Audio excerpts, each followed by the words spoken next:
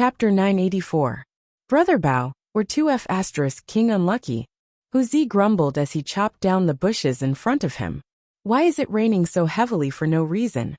Bao and Song glared at him. Isn't this your fault? Didn't you say that you know the situation in the mountains like the back of your hand? Didn't you feel anything when it rained so heavily? Hu Zi scratched his head. Speaking of which, it's strange. Usually, when my dad and I go hunting in the mountains, we can smell the moisture in the air with just a twitch of our noses. We can tell if it's going to rain, or how heavy it will be. But today when we got out of the car and ran, I smelled it. There were almost no clouds in the sky, and there were no signs of rain. Look, there aren't any clouds yet. This weather is too weird. Stop talking nonsense and lead the way. Brother Bao, why don't we think of a way to go back? The rain can wash away the footprints we left earlier, and the police dogs don't like our smell. This is a good thing, but it's also a bad thing. The road has become more difficult to walk. Based on the current situation, we might not be able to reach Maji town in another 10 hours. I'm not afraid, but I'm afraid that you guys and this woman won't be able to hold on. Hu Zi pointed to Shilu, who was surrounded by the crowd. She was limping, and her face was covered in rain and mud. She looked extremely pathetic. When it rains, it pours. Shilu's luck index today was as high as 10,000 points. When she was walking just now, she accidentally slipped and fell, and her ankle might have been sprained. Now, not to mention suddenly running away, it took all her strength just to stand. Bao and Song looked at Shilu impatiently. Jiang Yage, hurry up. Don't dilly-dally, or I'll shoot you and let you feed the wolves here, believe it or not. Shilu trembled. She knew that she had been made a scapegoat, but she didn't expose her identity. Instead, she gritted her teeth without saying a word, and forced herself to keep up with Hu Zi's pace. She lowered her head and didn't make a sound. Hu Zi turned back and said, Brother Bao, don't make such jokes when we're in the mountains. What joke? Don't talk about wolves. Although the most ferocious beasts in this mountain are bears and tigers, the biggest threat to humans is the wolf pack. They form groups and attack from the front and back, unlike lone bears. Some wolves aren't even afraid of gunshots when their ferocious nature kicks in. Dan and Song curled his lips nonchalantly. I'm just saying. I won't really come. Sigh, if you believe it. It won't work if you don't believe it. When we're in the mountains, we have to be careful with our words. Alright, I won't say anything. Do we continue forward or go back? Tiger asked again. Wonkin Song hesitated for a moment, then took out his phone. He thought that if he walked further in, his phone would probably lose signal. Should he call his father and ask what the situation was like outside? If he scolded her, she would just beg for mercy. If he scolded her too harshly and she didn't listen, she would just hang up and turn off her phone. Let me ask about my dad first. Saying so, Wonkin Song turned on his phone. Before he could unlock it, the caller ID lit up. It was Ma Song, the captain of Tong Yuan's bodyguards.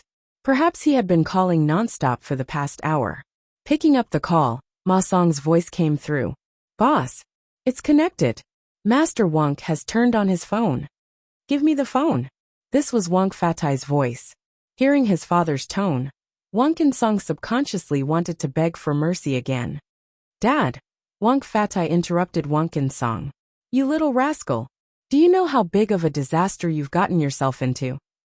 Wonkin Song was a little indignant. It's not a big deal. I just kidnapped a female celebrity. It's not like I haven't done it before. You still have the cheek to say it. Why can't I say it? Dad, don't worry. I know the psychology of these celebrities very well.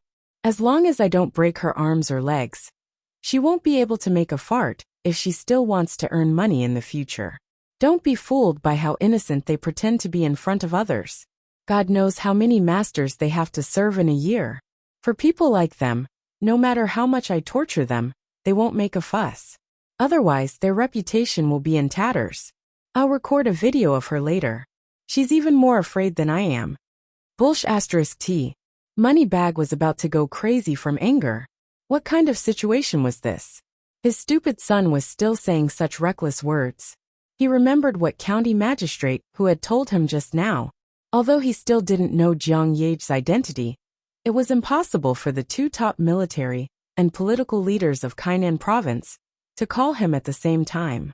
If county magistrate who could say that if she lost a hair, he, as the county magistrate, would have to run away, and if Jiang Yage lost a hair, he would have to shoot Peng In-song. Then her background must be beyond his imagination. Dad, don't be like this. If you only know how to scold me, I'll switch off my phone again. Wait. Hearing that his unlucky and stupid son was going to switch off his phone again, Wang Fatai was afraid of him. His tone became gentler. Son, listen to me. Wang In-song's heart skipped a beat when he heard that Wang Fatai's tone had become unprecedentedly gentle. An inexplicable sense of danger rose in his heart, and he could no longer be tough. Instead, he felt a little flustered. Dad, what happened? Wang Fatai's tone became gentler. It's all my fault. I spoiled you too much, and that's why you developed such a personality. I used to think that it was all your mother's fault, but now that I think about it, I'm no better. Dad, don't interrupt me. Listen, time is of the essence, so I'll make it short. Run away now and don't come back. The further the better. Is it that serious? I'm not joking with you. Jiang Yage has a powerful background. Even if you return her unharmed, I'm afraid things won't end well. According to some people, you have to be killed on the spot for the rest of us to survive. I'm already prepared to run away. Don't look back either. The further the better. County head who had misjudged Wang Fatai. All along, Wang Fatai had always been decisive and strict with Wang In-song in the eyes of outsiders. As a result, County head Hu and the others felt that he didn't have much affection for his good-for-nothing son. That was why County head Hu had blurted out that he wanted to kill Wang In-song in advance. He had even hoped that Wang Fatai would have some way to contact Wang In-song and calm him down before taking action himself. But Wang Fatai would never eat his cubs. All along, he was the one who was most protective of his cubs. His wife was just a way for him to save face. No matter how much he tried to push the blame onto his wife, if it wasn't for him, the head of the household, who had turned a blind eye to it, and helped Bang In-song clean up his mess every time, how could he have raised such a foolish son who didn't care about the consequences? Oh, all right. Wang In-song looked at Shilu's back view. The smugness and desire in his heart had mostly dissipated. Perhaps it was because of the cold rain on his head, or perhaps it was because he was frightened by Wang Fatai's words. Wait, Wang Fatai suddenly said. What's wrong? Wait a moment. The armed police and the county's police should be entering the mountains soon. I've asked around, and they have police dogs with them. You might not be able to escape. What? Then what should I do? Tell me your current location. I'll bring some people to meet up with you. If they really catch up, we will fight them for a while. But what? But the real scary thing isn't the police. It's Chen Guang. Wang, you've watched wuxia dramas before, right? Chen Guang is the kind of hero in the dramas who kills a person every 10 steps and leaves no trace behind. You must be wary of him. Don't think that you'll be safe just because you have a gun. That's impossible, right? Look at the situation now. Do you think I'm joking with you? I'm going to risk my life to fight someone for you. Stop talking nonsense. Tell me your location. Wang Fatai, who was sitting in the Bentley, gritted his teeth. He thought of the big guns in his trunk and decided to go all out.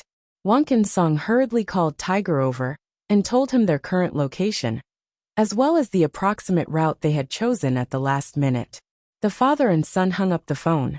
Ma Song, who was sitting beside Wang Fatai, asked doubtfully, Boss, are we really going to do this? Wang Fatai stared at him fiercely. What else can we do? Watch my son die in front of you. I still have a lot of assets overseas. As long as we escape, as long as there's life, we won't have to worry about young Chai. Otherwise, even if we really shoot Wang down, I'm afraid we'll still be hunted down later. If Hu Jintao wants to escape, then even Master won't be able to protect us tomorrow. We have to rely on ourselves. Brother Bun, what did your dad say? Tiger quickly asked Wang In-song. Wang In-song gritted his teeth. What else can we do? Run. We can't go back to Baishui County now. If we go back, we'll really die. We've stirred up a hornet's nest. That's right, that woman is a hornet's nest. He pointed at Shilu's back and said, Just follow the route you told my dad just now.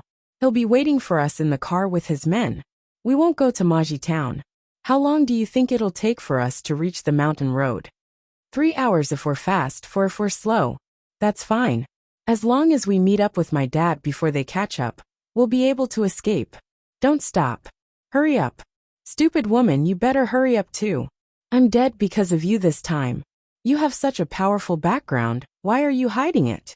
If you had told me earlier, would I have attacked you? It's all your fault that we ended up like this.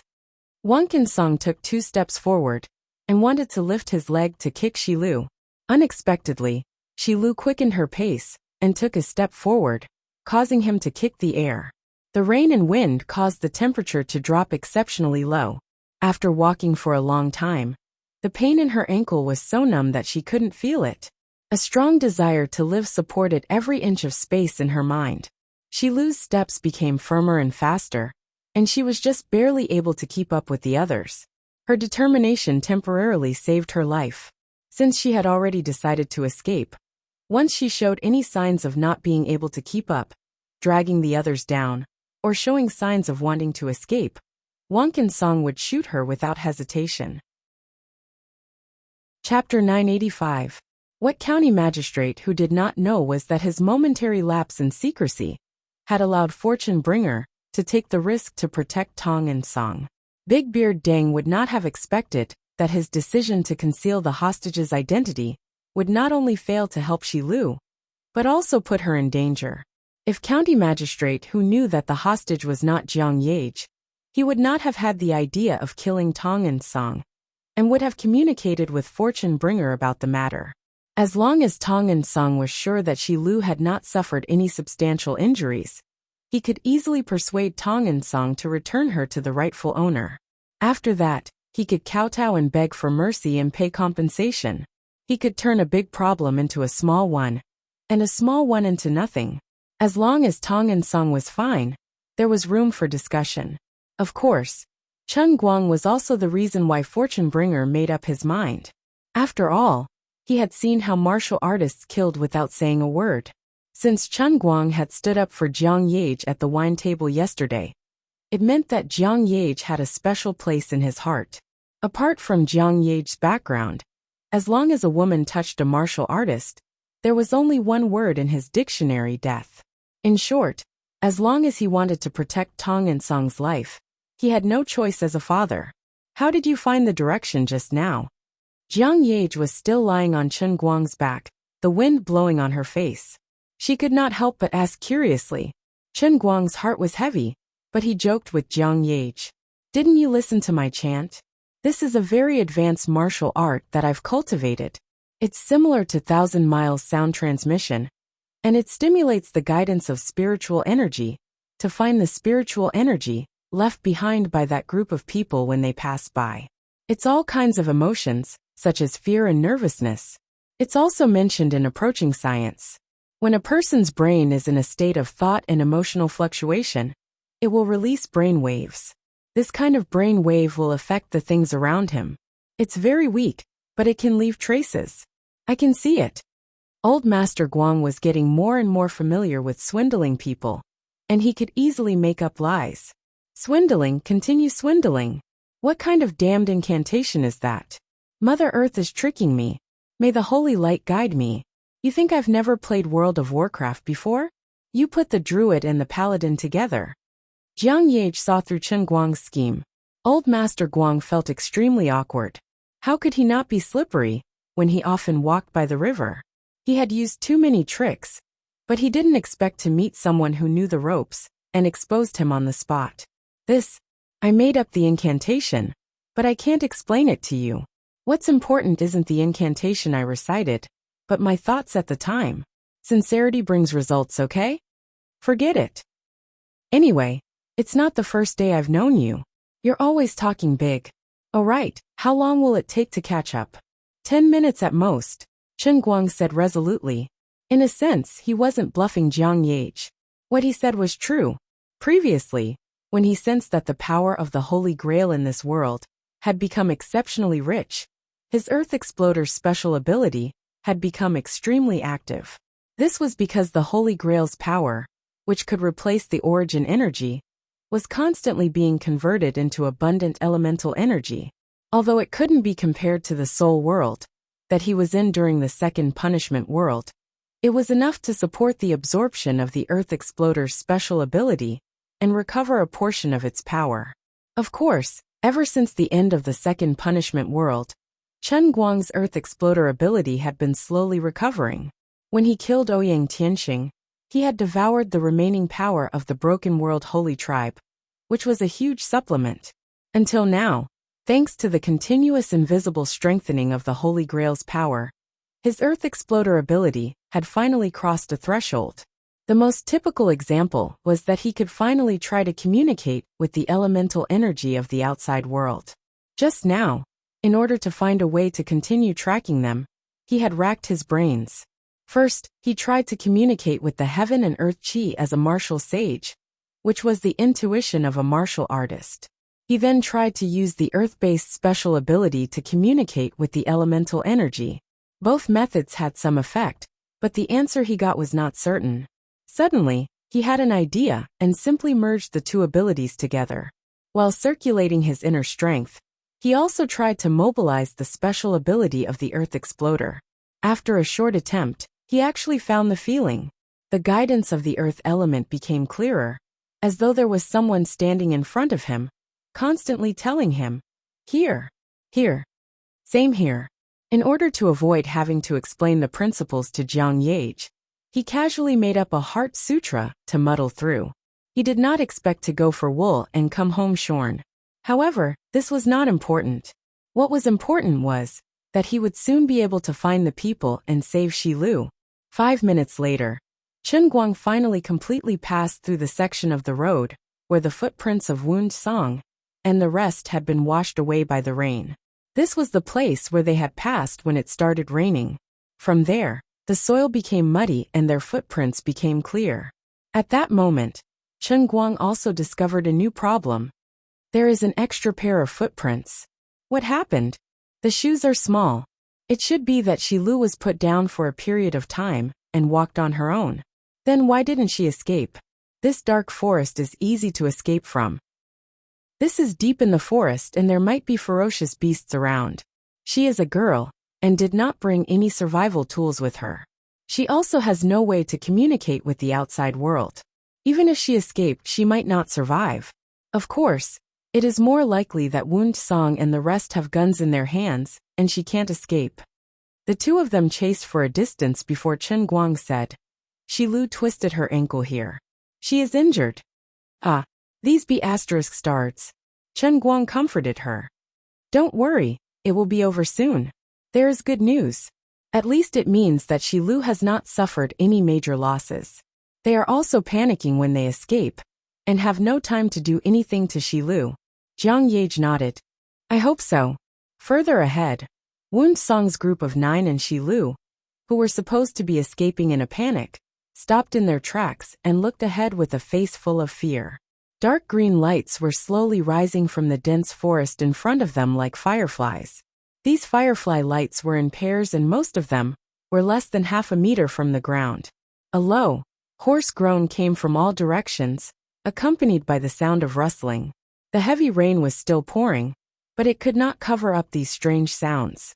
The starlight and moonlight were still shining brightly in the sky, but it made everyone feel even more fearful in the shadows. The green lights were getting denser and denser. They were in all 4 directions of the dense forest. Huzi took out his saber from his waist. His teeth were chattering. Brother Bao wolf pack. What a huge wolf pack. He would never forget the story his father told him. Never run around in this forest in the middle of the night, because you would never know when the wild wolves would quietly surround you. They were 100 times scarier than lone bears, tigers and wild boars. Your grandfather, your great-grandfather, your great-great-grandfather, they all died in the hands of the wolf pack. Huzi licked his lips. Dad, you forgot to mention one person. That's yourself.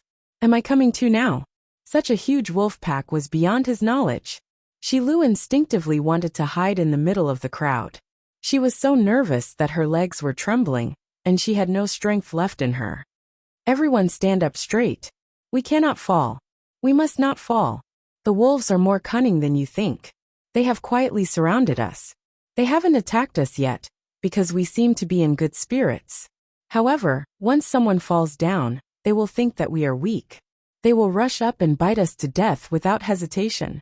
I have never seen such a huge wolf pack. There are at least 70 to 80 of them. There might be more lurking around the perimeter. There are hundreds of them. There must be an extremely powerful wolf king in this pack. The intelligence and strength of such a wolf king is at least a few times that of a normal alpha wolf. Hu Zi shouted loudly, trying his best to make his voice sound powerful. He was bluffing. Shi Lu pinched her thighs tightly.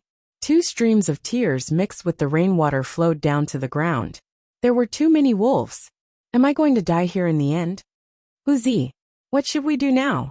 Nanan Song clenched the gun in his hand tightly. His breathing was as heavy as a bellow. He would never have thought that his casual joke would become a prophecy. Although he was not a hunter, as a native of Whitewater River County, he knew how terrifying a pack of hundreds of wolves was. Hu Zi's eyes turned rapidly. He frantically searched his mind for the survival method taught by his ancestors. His eyes looked around frantically. It was impossible to rush out. There was only one way. That was to climb up the tree and wait for others to bring heavy firepower to rescue them. His eyes drifted to a foot-thick tree about 4 to 5 meters away from the group. This was a dense forest. There were many trees around them that they could climb. The tree that Hu Zi had chosen was rather large. It was not the closest one, but because of its special branches, it was the easiest to climb.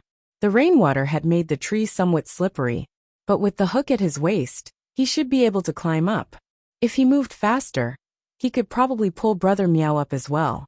As for the others, the 8 immortals crossed the sea and each displayed their own abilities. Everyone prayed for their own luck. After all, as long as Brother Meow's life was preserved, his father would definitely come to rescue him.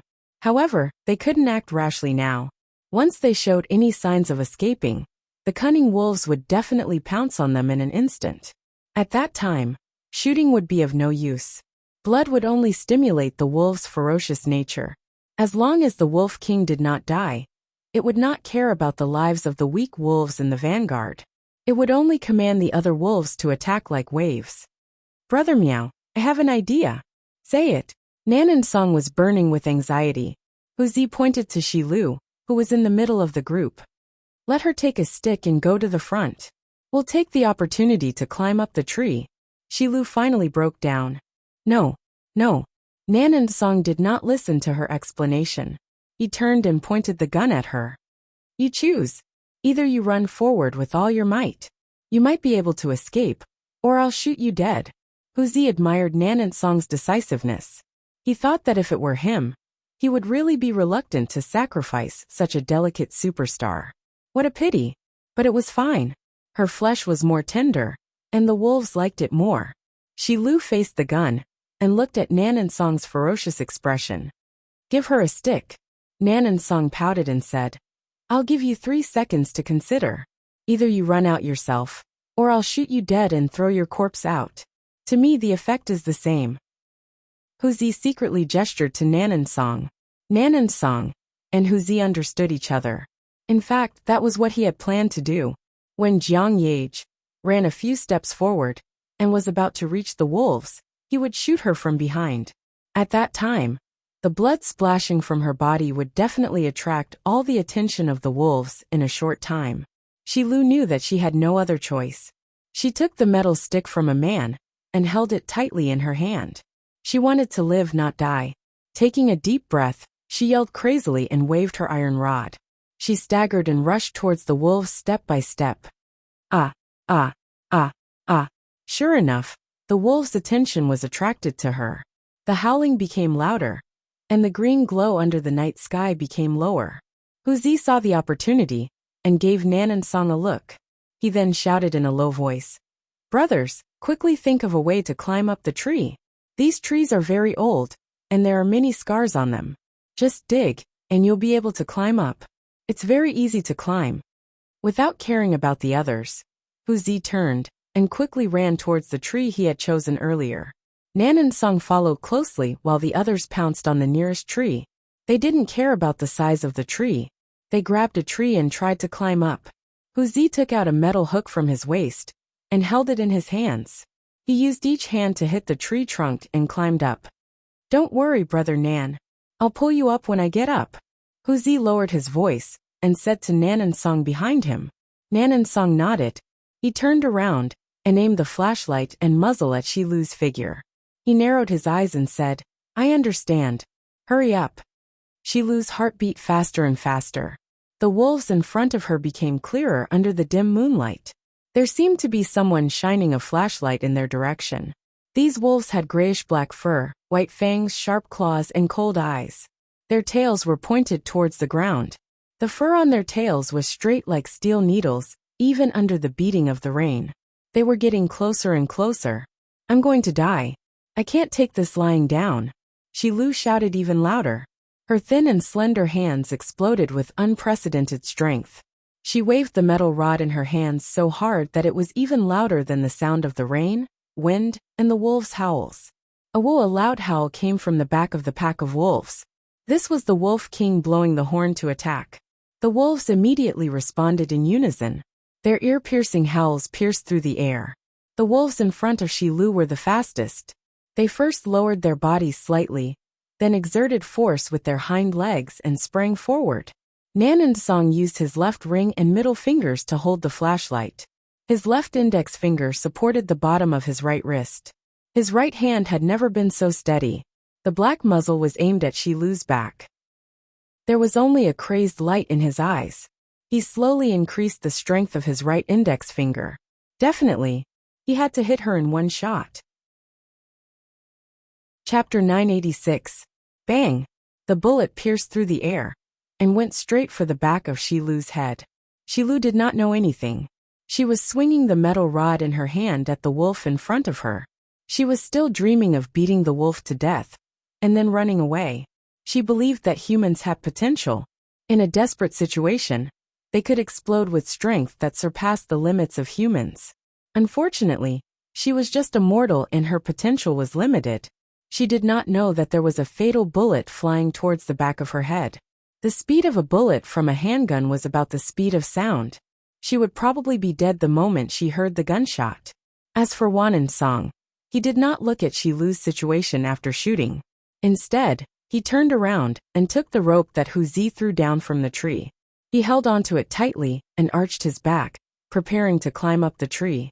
The feel of this shot was too good. It made him very confident. He was glad that he did not waste his time when he had the chance to practice shooting in the past. He thought that he was quite talented in this. Poof! At this moment, a muffled sound came from Shilu's direction. Song thought that Jiang Yage was probably dead. He then turned to look at Shilu's direction. The next moment he was stunned. Shilu was still standing there, but she had already turned her head. Even though the night was dim, Song could tell that her head had not exploded. She was indeed looking back at him. What was going on? What was going on? Why wasn't she dead? Did I miss? That was impossible. The wolf pack was still pouncing towards Shilu. They bared their teeth and were unusually fierce. But the strange thing was that every time these wolves got close to Shilu, they would howl and fly backwards without warning. It was as if something had hit them on the head, or as if they had hit an invisible wall. What the hell? Song was so shocked that he even forgot to climb up the tree. The wolf pack was also ferocious. The harder it was to bite Shilu, the more they pounced on her. Even the wolves that were originally pouncing towards Song and the others changed their direction and went straight for Shilu. The angry howls of the Wolf King did not stop. It was probably the Wolf King secretly commanding the pack of wolves. "Brother Wan, hurry up," Huzi urged from the tree. Song looked around and realized that the pack of wolves pouncing from behind had gone straight for Jiang Yage. His heart calmed down a little. "Wait, I must kill her. Brother Bao, what time is this? It's better for her to live longer. Come up quickly," Huzi urged him again. At this time, the other people who were unable to climb up the tree due to the slippery trunk also reacted, and one by one, they told Song not to shoot. Song unwillingly put away his gun and turned around to climb up the tree. At this moment, A tall figure came from afar in the wind and stopped in front of Jiang Yage. The figure was so fast that the strong wind and rainwater that he brought with him hit Nong Unsong's body, causing his body to tilt subconsciously. He leaned against the tree trunk to barely stand up. Nong Unsong's pupils constricted, and he forgot to climb up the tree. He swung his hand and aimed the flashlight in the direction of the black shadow. Chen Guang. In the distance, Chen Guang was standing with his hands behind his back. On his back, a girl was quickly sliding down. Then, Nong Unsong saw the girl's face clearly from afar. It was Jiang Yage. What was going on? There were two Jiang Yages. But very quickly, his attention was attracted by Chen Guang. Compared to the strange situation of two Jiang Yages, the current Chen Guang was even more terrifying. At this moment, this hero of the pugilistic world, who his father said killed a person every 10 steps and left no trace for 1,000 miles, was looking at him indifferently with a pair of extremely cold eyes. From the other party's eyes, Nong Unsong seemed to read an emotion. He wasn't looking at a person but a corpse. Unknowingly, Nong Unsong's hair stood on end. An unprecedented sense of danger arose in his heart, as if he would be beheaded in the next moment. The pack of wolves was still madly pouncing in the direction of the three people. But no matter how fiercely they pounced, they hit an invisible wall and couldn't move an inch. The rain above the three of them was splashing in the air, forming a semicircular cover that slowly flowed down. This semicircular cover was the barrier that blocked the advance of the pack of wolves. Brother Nong, hurry up. Sitting on the tree with his back facing Shilu, Hu Zi didn't know what was happening. He was still desperately urging Nong Unsong to pull him up.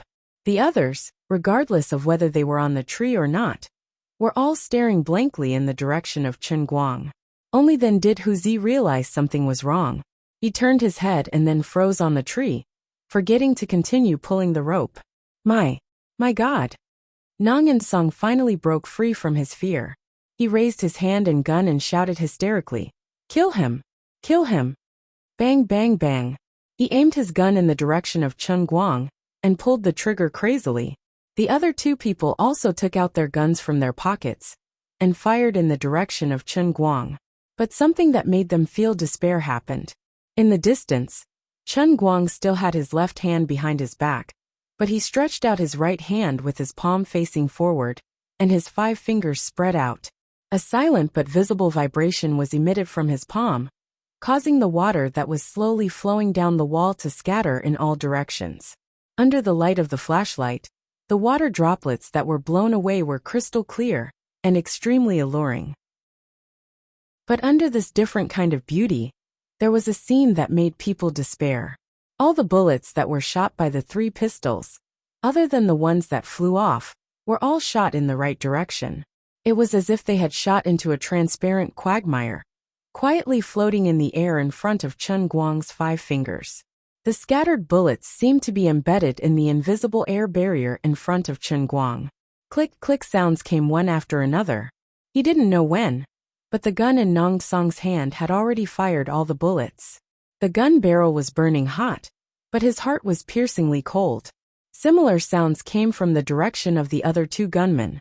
There were no more bullets. Unfortunately, their crazy shooting had no effect. Chen Guang was still in the same posture with his right hand in front of him, but the bullets floating in front of him had become more numerous. Rainwater continued to pour down from above the dense forest, hitting the circular energy cover before flowing down. When it passed by the bullet floating in the air, it was sliced to the sides, but then flowed through the middle of the bullet in an extremely orderly circular arc. Time seemed to have completely stopped at this moment. Even Jiang Yage, who was standing behind Chen Guang, and Shilu, who was sitting paralyzed on the ground and turned her head to look in this direction, were completely stunned. There was no sound between heaven and earth. Not even the rain dared to come close. Perhaps only the wolf pack, who didn't know what was happening, was still madly attacking in vain. Nong Song unknowingly dropped the gun in his hand and knelt on the ground. "I beg you, don't kill me. I know I was wrong. I beg you." He finally completely believed what his father had said. There really were heroes in this world. In a sense, The power that Chen Guang had displayed was even more terrifying than the heroes in television dramas. It was almost like immortal arts and evil arts. He finally understood why the first Jiang Yage didn't die after the first shot. It must have been because he shot a drop of water from afar that caused the bullet to deviate. Why was I so stupid? How could I dare to provoke such a person? He knelt on the ground and hammered his head into the mud in front of him again and again. The others weren't much better. They all followed Nong Song's actions and knelt on the ground, kowtowing crazily. Even the wolf pack, which had never stopped attacking, was forgotten by these people. Chen Guang's attention wasn't on them. He just waved his hand impatiently. Beg for mercy. It's too late. He flicked the fingers of his right hand, as if he was shooing away flies. The bullets floating in front of him instantly turned around and flew backward, even faster than when he fired the gun. The effect of fusing the dart technique with the release of inner strength was unexpectedly good. It was accurate, fast and ruthless, and it even had the range effect of multiple shots. 9 consecutive sounds of flesh being pierced were heard, and a bloody hole suddenly appeared between the eyebrows of Dan and Song, Hu Zi, and the others. Then, they didn't even have the time to scream before they silently fell to the ground. Those who had already climbed up the tree fell with their heads up and fell to the ground like a piece of torn cloth. There was no more sound. Jiang Yage and Shi Lu both covered their mouths. The 2 girls didn't expect Chen Guang to kill them so decisively. All right, stop daydreaming here. It's not over yet. It's just a few bastards that died. It's not worth mentioning. Chen Guang turned around and waved his hand casually. As Jiang Yage helped Shi Lu up, she asked in confusion, "Aren't these wolves unable to pounce on us? What's there to be afraid of?"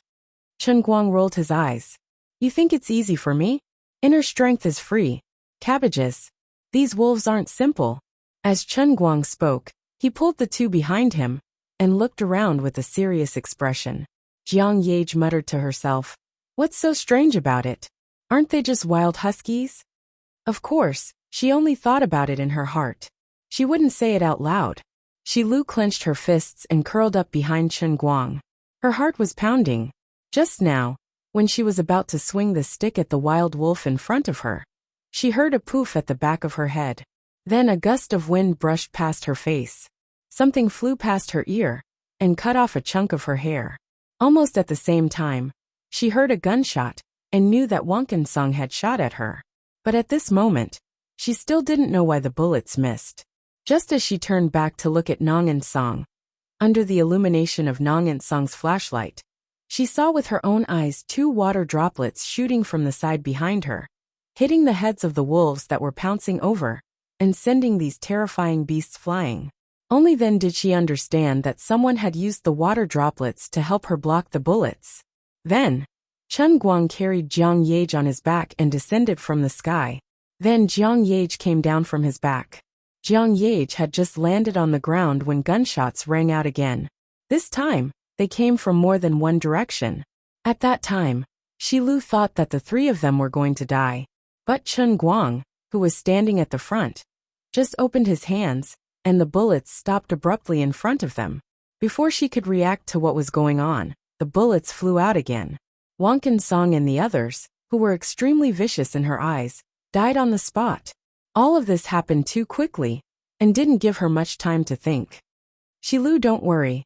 It's fine. With him here, we're very safe. Even if the sky falls, he can hold it up. Jiang Yage, who was supporting Shi Lu, said with a smile. She didn't take the wolves in front of the 3 of them seriously. Oa! The Wolf King's howl sounded again, but it wasn't an order to retreat. Instead, it was like a war drum to boost the morale of 2 armies. The wolves that were advancing in waves were getting closer. They didn't show any signs of retreating. Instead, they became even crazier.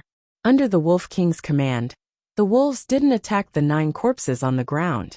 Instead, they continued to surround Chen Guang and the other 2. More and more wolves were densely packed. It was a sight that made one's teeth ache. Chen Guang, hurry up and kill them. Jiang Yage didn't understand why Chen Guang looked like he was facing a great enemy. Although the wolves were scary to ordinary people, she didn't think that these big dogs could pose a threat to him. However, Chen Guang paid no attention to her and continued to look at the wolves. Actually, before he came closer, he had a faint feeling that something was wrong. If there was really nothing strange about these wolves, when he flicked the water droplets over with his fingers, even the smallest water droplets should have been able to smash the skulls of these wolves. But the reality was that even though these wolves were sent flying, they rolled on the ground twice and were covered in mud. Then, they shook their heads and stood up again. They recovered quickly and continued to attack. Chen Guang focused his attention and kept the internal energy and superpower in his body in a highly active state. He sensed an extremely familiar scent from these wolves. It was elemental energy. It was extremely complicated and not strong. It was much weaker than Ouyang Tianxing's, but it existed objectively. The elemental energy in the world that was transformed from the power of the Holy Grail was too rich. The elemental energy in these wolves was even richer. They had mutated. At this moment Shi Lu, who was supported by Jiang Yage, heard Jiang Yage talk to Chen Guang like that, and felt an indescribable sense of envy in her heart. But she knew that it was useless. Jiang Yage and Chen Guang had known each other when they were down and out. They were true friends who had gone through thick and thin. Now that Chen Guang had made a name for himself and changed his identity, the gap between them was too big. If she wanted to be like Jiang Yage and take the initiative to get close to him, even if she had a clear conscience, it would still be inappropriate in the eyes of others and even him. Just the ability that he had displayed now made him like the stars in the sky. Although she was considered beautiful in the eyes of ordinary people, she was ultimately just a mortal on the ground. There was a saying that went, "You can only blame yourself for not being able to meet again." The Wolf King howled again, but it was different from before. This time it was much closer. It seemed like it was not satisfied with hiding behind the pack of wolves, and chose to go into battle personally.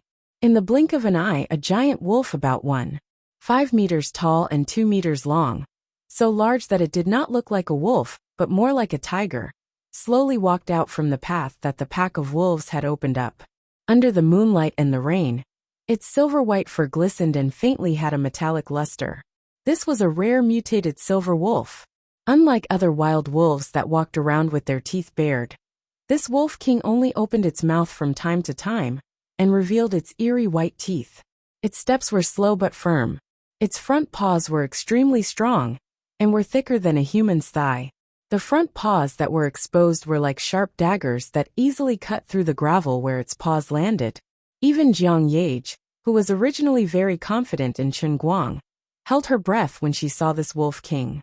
She did not dare to rashly disturb Chen Guang. Chapter 987. With the appearance of the Silver Wolf King, the morale of the other wolves was boosted. Previously, the wolves were almost exhausted, but now they recovered quite a bit. Following behind the Silver Wolf King, 8 huge wolves that were much taller and stronger than the other wolves appeared. They were only slightly smaller than the Silver Wolf King. These 8 huge wolves looked extraordinary as well, and the colors of their fur were different. Some of the huge wolves were pitch black, but it wasn't the normal kind of black. Instead, it seemed to absorb all the light around it. If it wasn't for its green eyes and the white teeth in its open mouth, ordinary people wouldn't even notice the existence of this wolf. There were also other huge wolves that were scarlet, blue, or green. They almost took up all the colors of the rainbow, including the ink-black wolf. There were exactly 8 of them. What's going on with these wolves? This time, it was Shi Lu's turn to shout out in panic. Chen Guang pulled back his hand and gestured for the 2 of them to come closer to him. "I think I've met my kind." "Your kind?" Jiang Yage asked in confusion. Chen Guang grunted. "Yes, my kind. I can't explain it in such a short time. But all you need to know is that there's something that shouldn't exist in this world." Now that things had come to this, Chen Guang didn't have the energy or time to ask why the power of the heavenly Holy Grail would continue to increase, and why the ordinary wolf packs on Earth would become like this, with their bodies filled with rich elemental powers. The heavenly Holy Grail wasn't in his hands, and Azure wasn't in the mood to take the initiative to talk to him. He had to rely on himself for everything. In any case, He had to slaughter this group of reckless beasts first. Actually, if everyone could calm down and sit down for a proper discussion, Chen Guang might be able to use his special skills as a language master to communicate with a wild animal with high intelligence like the Silver Wolf King. After all, he was also a master of shady transactions. There was nothing in this world that couldn't be shady transactions. If one shady transaction couldn't solve the problem, then he would do it a second time. It was a pity that the other party didn't seem to have any intention of communicating with them. Instead, for some reason, he seemed particularly irritable, determined to bite them to death. Strangely enough, unlike other ferocious beasts, the probability of wolves taking the initiative to attack humans was not high, even though they were terrifying. Because of their high intelligence, the wolves knew that humans were different from the other beasts in the mountains and were more dangerous. Although the wolves were ferocious, they were not willing to easily become enemies with humans. Otherwise, the things in the hands of humans would pose a great threat to them. But this time, they attacked the humans without any fear of death. Even though Chen Guang had used water droplets as darts to knock them to the ground over and over again, and even though Dan and Song and the rest had fired wildly, they still could not shake the frenzied wolf pack in the slightest. It seemed that not only did the elemental energy make them stronger, it also made them more bloodthirsty and relentless. However, there was also another possibility. The overly powerful Silver Wolf King had inflated its ego. It led the wolves to attack the humans, not because they were hungry, but because it wanted to test how strong its newly acquired power was. Roar! Just as Chen Guang was analyzing the situation in his mind, the Silver Wolf King in front of him had already let out a roar and was the first to charge forward. The Silver Wolf King looked huge, but its movements were extremely fast. It crossed a distance of more than 10 meters in the blink of an eye, and in the next moment, it was already in the air with its claws spread open, and it pounced towards Chen Guang from above.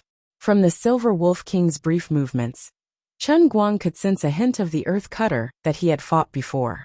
However, it did not have the earth element in its body, but an even sharper type of elemental energy, which was a little metallic. As the Silver Wolf King led the charge, the other wolves around it also charged forward in unison, as if they were going to launch their final attack.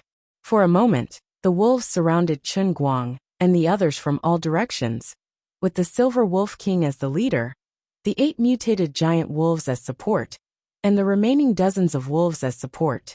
An unprecedented amount of elemental energy, something that had never appeared on Earth, charged towards Chen Guang in a frenzy.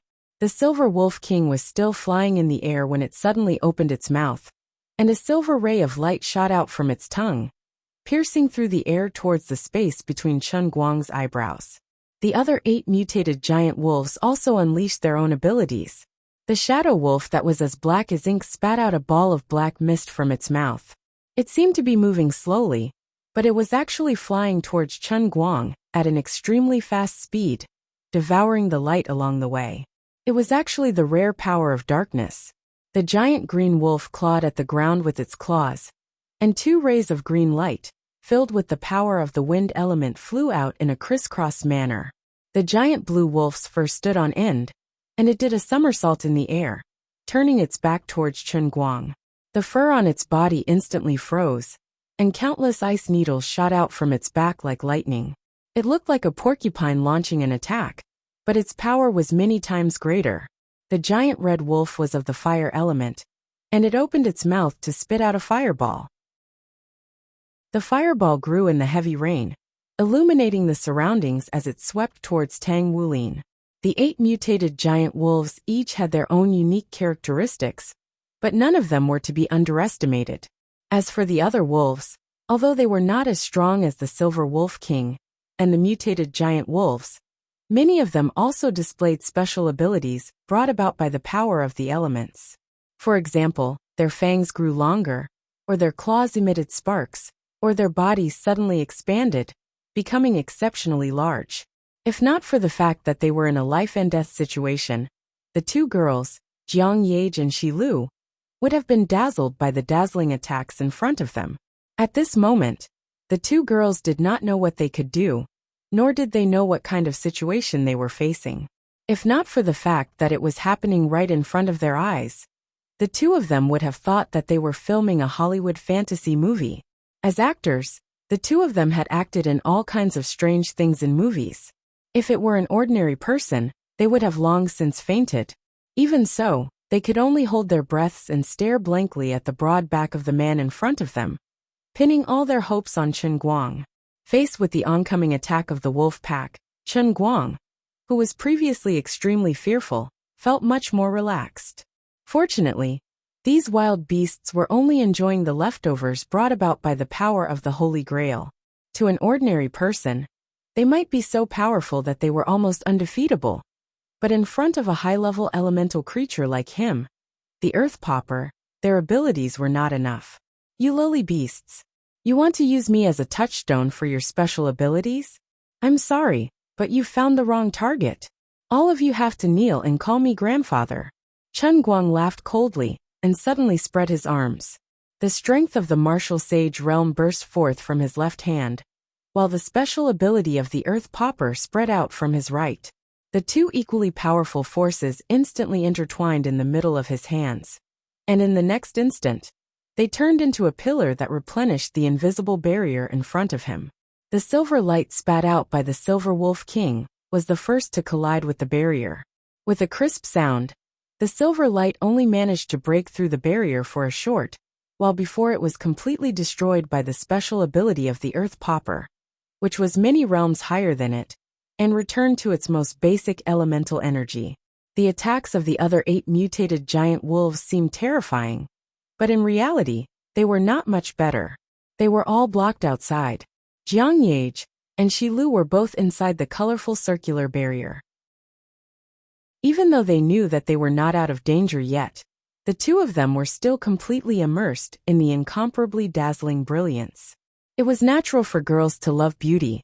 At this moment, Shi Lu had escaped from death, and the tension in her heart had greatly eased. With Jiang Yage's consolation, she firmly believed in Chen Guang's strength. Jiang Yage was even more blind, believing that as long as he said it, he would definitely be able to do it. At this moment, the two of them were nervous but not nervous. Amidst their fear, there was also a sense of steadfastness and determination. They could not control their emotions at all, and subconsciously immersed themselves in the magnificent brilliance before them. However, the two of them were pulled back to reality in the blink of an eye. This was because the ordinary wolves had already pounced on the barrier. Their wide-open bloody mouths seemed to be within reach, and the saliva dripping from their sharp fangs looked disgusting and terrifying. The two girls subconsciously hugged each other tightly and screamed involuntarily. However, the wolf pack's attack was futile. Unlike the previous attacks that were only blocked and bounced off, the invisible barrier that was once again fused with an even more powerful inner force, an earth elemental energy, wrapped around these reckless wolves. It was as if they had flown into a quagmire in a swamp, and then ruthlessly tore them apart like a meat grinder. Boiling red blood splattered all over the sky. Bits of flesh and white bones mixed with broken fangs flew in all directions.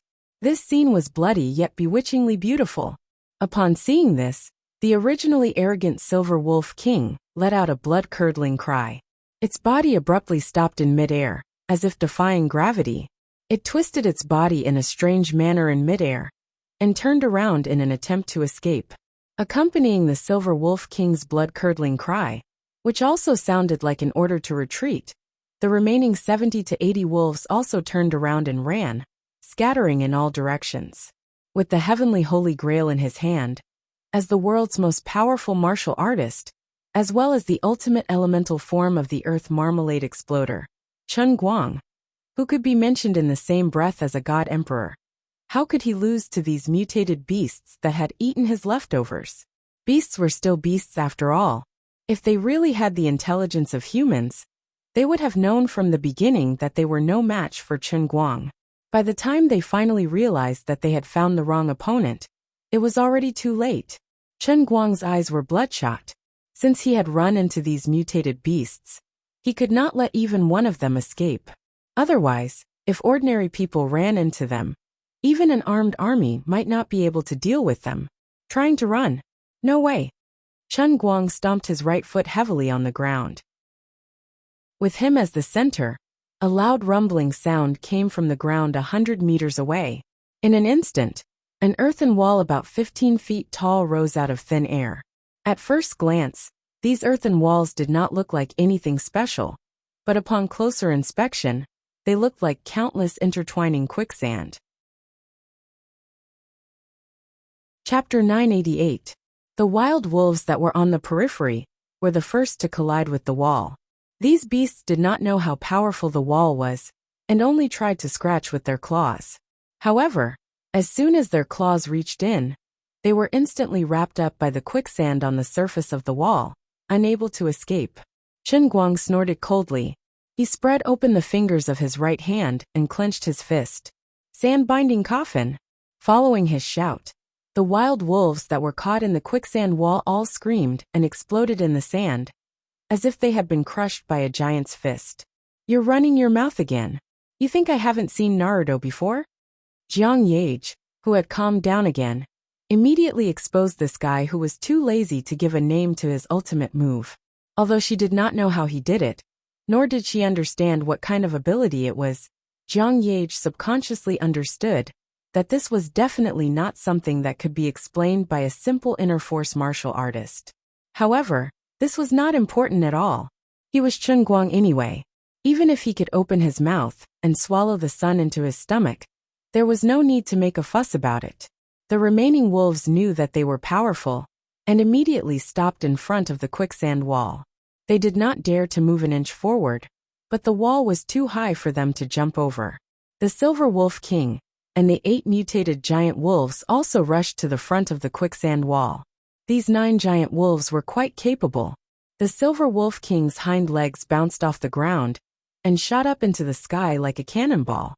At a glance, it seemed like it could directly jump over. The Emerald Wind Wolf King, on the other hand, directly floated up into the air. The khaki-colored giant earth element wolf did not know what was good for it.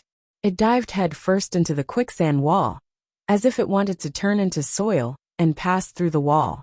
Unfortunately, as soon as its elemental power came into contact with the power of Chen Guang's kind, which was countless times higher, it was instantly suppressed and died on the spot. On the other side, the Silver Wolf King rushed higher and higher. Just as it was about to escape, the quicksand wall suddenly expanded under Chen Guang's secret control. It shot up into the sky, and the top continued to gather above Chen Guang's head. In the blink of an eye, the quicksand wall had become a pot lid, covering the 3 people and the remaining 60 to 70 wolves. This move could also be called closing the door and beating the dog. Chen Guang turned around and shrugged at Jiang Yage and Shilu. Why don't you close your eyes later? The next scene is a little bloody and not suitable for children. After saying that, he turned around and walked forward, cracking his knuckles. Despairing, the Silver Wolf King turned around and pounced. This time, Chen Guang did not use his superpower. His martial sage realm genuine chi burst out, and he used the real martial sage unique skill, true martial divine skill. His body was indestructible. He stretched out his hands and grabbed the upper and lower jaws of the Silver Wolf King. His fingers locked onto its teeth and tore them apart. Die! The Silver Wolf King was torn in half. A merciless massacre had officially begun. From start to finish, it took less than a minute. When the wall of quicksand returned to the ground, all that was left was a ground covered in blood and broken wolf corpses. Chen Guang returned to the stunned Jiang Yage, and Shi Luan shrugged. I'm sorry, I didn't want to make it so bloody. Actually, I used my other ability to maintain the wall of quicksand. I don't have much inner force left, so I could only rely on my physical body to solve the problem. I didn't scare you, did I? Jiang Yage and Shi Lu shook their heads in unison against their will. But soon, Jiang Yage vomited with an "oh," while Shi Lu burst into tears. She was scared out of her wits. Shi Lu cried for a few minutes until her tears were almost dry. Then, she looked around and began to vomit again. Jiang Yage didn't cry, but in a few minutes, she vomited all the stuff in her stomach, and her bile was almost gone. Chen Guang did not rush them. He stood behind them and patted them on the back. Then he sat down cross-legged on the ground. Anyway, The military police of Baishui County were approaching quickly, so he might as well wait for them here. Of course, it was not because he wanted to wait for someone, but because although it was easy for him to deal with the wolves, he had used up a lot of his inner force and superpower. Ever since he cultivated the true martial skill and became a martial sage, Chen Guang had not felt empty in his stomach for a long time. Now that he was feeling weak, he was not used to it. Thus he seized the time to meditate. On one hand, he was trying to recover his inner force as soon as possible. On the other hand, after the wolves died, the elemental power in their bodies was slowly released. Although Chen Guang could only absorb the earth elemental power, other than the Silver Wolf King and the 8 mutated giant wolves, the elemental power in the bodies of the other wolves was very heterogeneous. Among the various elemental powers that were released after their deaths, there was more or less some earth element. Even the relatively pure Silver Wolf King and the 8 mutated giant wolves had a lot of impurities in their bodies. Otherwise, their ranks would not be so far apart from Chen Guang. He was the original and only great earth exploder in the endless realm of the gods. Although the name wasn't very elegant, it was actually like the stone monkey that had existed since Pangu created the world, standing proudly above the East Sea, and was born from the 5-colored stone left behind by Nuwa when she patched up the heavens. The Great Earth Exploder was the highest rank of elemental life that had never appeared in the endless realm of the gods. The elemental power in its body was also 100% pure. However, those that were lower than it, such as the Great Earth Chaotic Being, had not reached absolute purity. Perhaps it was 99% and in 9s after it. However, no matter how many digits there were after the decimal point, it could only be infinitely close to absolute purity. It could not really cross this critical point. Just like in the real world, whether it was 1,000-foot gold, 10,000-foot gold or 24K gold, there was no absolute 100% pure gold. Even if there was an impurity of other atoms, it could not be called pure gold. Modern scientists believe that humans are unable to create absolutely pure substances, because molecules and atoms can diffuse. However, this was not the case for Chen Guang. He was absolutely pure and did not contain any impurities. Great Earth Exploder. Now that the entire pack of mutated wolves had been annihilated here, the earth element in the vicinity was particularly rich. It was a rare opportunity to use his special ability. Chen Guang simply took this opportunity to use his special ability to absorb the earth element around him like a whale sucking in water. In short, when the 2 girls were almost done crying and vomiting, Chen Guang also entered a shallow state of meditation. Although the 2 girls were scared to death, they did not dare to rashly disturb him when they saw him meditating like an old monk. They did not know what was so special about people who practiced martial arts. Wasn't it shown on television that martial arts masters should not be touched when they meditated? They could easily go berserk, and they had to balance yin and yang in order to suppress it. Jiang Yage turned her head to look at Shi Lu, and thought to herself, I must not touch him. I must definitely not touch him. Otherwise, it would be too terrifying. Someone would definitely die. As for whether it would be 1 more or 1 less life, it was not certain. If his output was a little larger, maybe there would be 2 more lives? But I would definitely faint, and so would Shi Lu. When others came over and found this guy in the F*CK, it would really be unimaginable. Unconsciously, Jiang Yage pulled Shi Lu further and further away, at least maintaining a distance of 5 or 6 meters from Chen Guang. Sister Yarge, we are, Shi Lu said with a trembling voice. She was a little scared when she was far away from Chen Guang. Jiang Yage patted her on the shoulder. Don't worry. All martial arts masters are like him. When they are tired of killing, they have to quickly meditate and chant scriptures to avoid having inner demons in their hearts. Shi Lu suddenly understood. I see. It's so hard for him. Jiang Yage rolled her eyes. Hey, what hard work? He's just pretending to chant scriptures. Forget it, let's not disturb him. It's really a little cold. Shi Lu nodded. Leaving Chen Guang's side, he didn't use his internal energy to block the rain.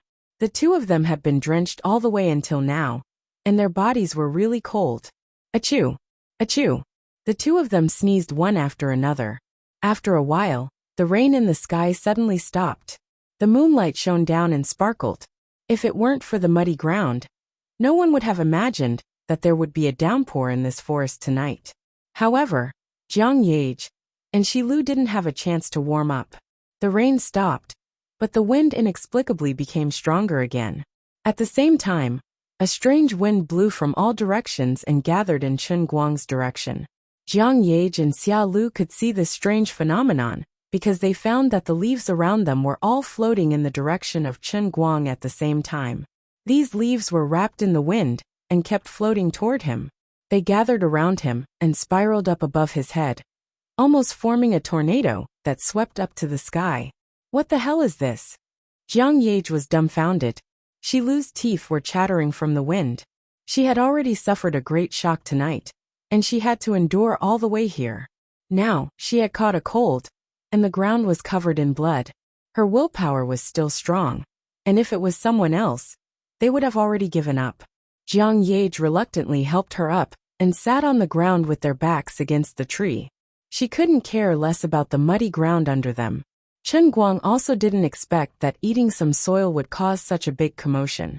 Although it was a shallow meditation, it was only to guard against murderous aura and killing intent. As for the wind and rain, it wasn't within his scope of consideration. He didn't know that because of his crazy absorption of elemental energy, it caused a tornado to form around his body.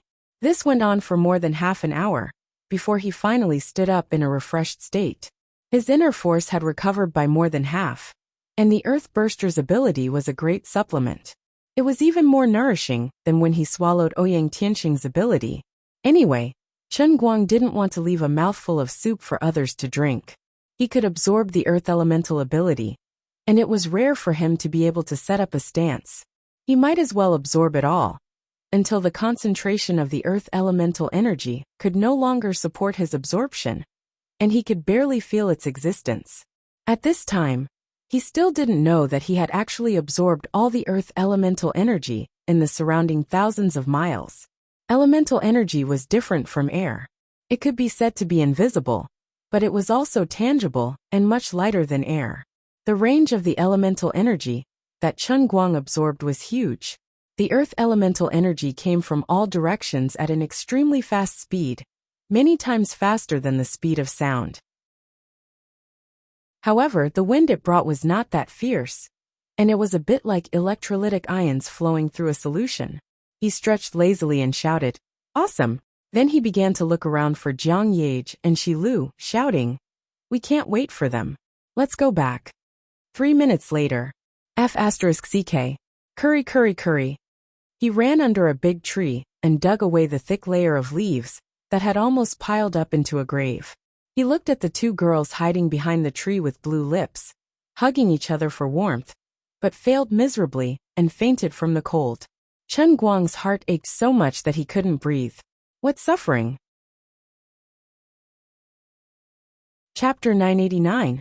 After a while, he transferred qi to the two of them, used his inner force to help them get rid of the frostbite in their bodies, and hurriedly used his earth ability to build a cave around the three of them to block the wind.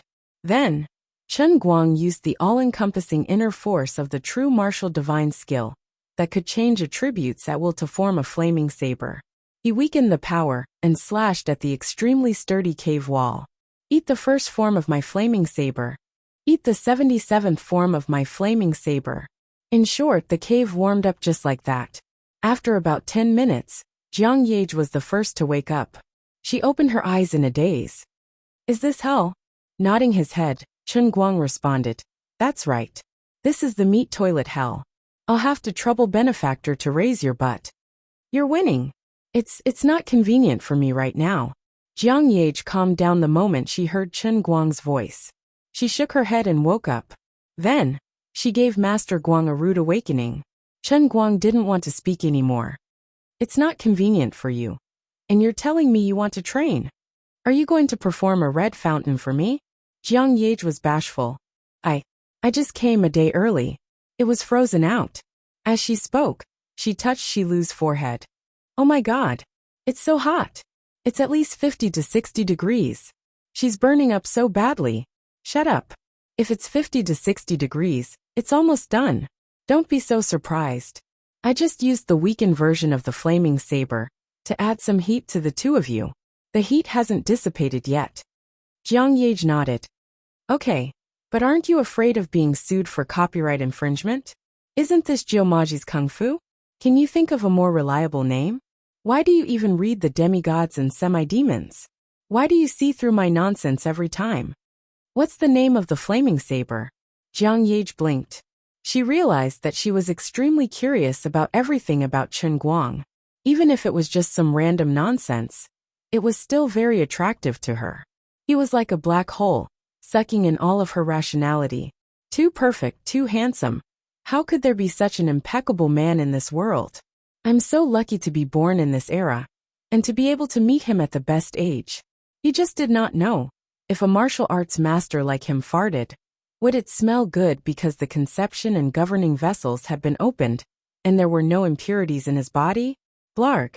Chen Guang recalled the awkwardness of learning this martial art in the realm of true martial. He shook his head and said, Well, don't ask these useless questions. Say it. Jiang Yage began to act coquettishly. The more he didn't want to talk about it, the more she wanted to know. Chen Guang blushed. Don't laugh at me. Okay, I swear I won't laugh. Chen Guang took a deep breath and said, This move is called the Super Force Crimson Flame Floating Saber, that can't lose to the Flaming Saber. Damn. The martial emperor who developed this martial art in the realm of true martial must be a retard. Ha. Puff. I won't laugh, I really won't laugh. Jiang Yage was stunned for a few seconds and began to beat her chest and stamped her feet. She really did it. She really endured it, but her chest was almost hammered flat. Chen Guang sighed. In fact, the retarded martial art he learned in the realm of true martial was far more than this. He also had 10 unique skills. Just by saying the names, he could make 1 Buddha born and 2 Buddhas go to heaven, okay? Forget it, it's not important. Well, if there's nothing else, let's go. I'll carry Shilu. Although she should be fine, it's better to go to the hospital. Just as he was about to leave, there was a loud noise outside. Chen Guang pricked up his ears and listened. He stopped Jiang Yage again and signaled for her not to act rashly.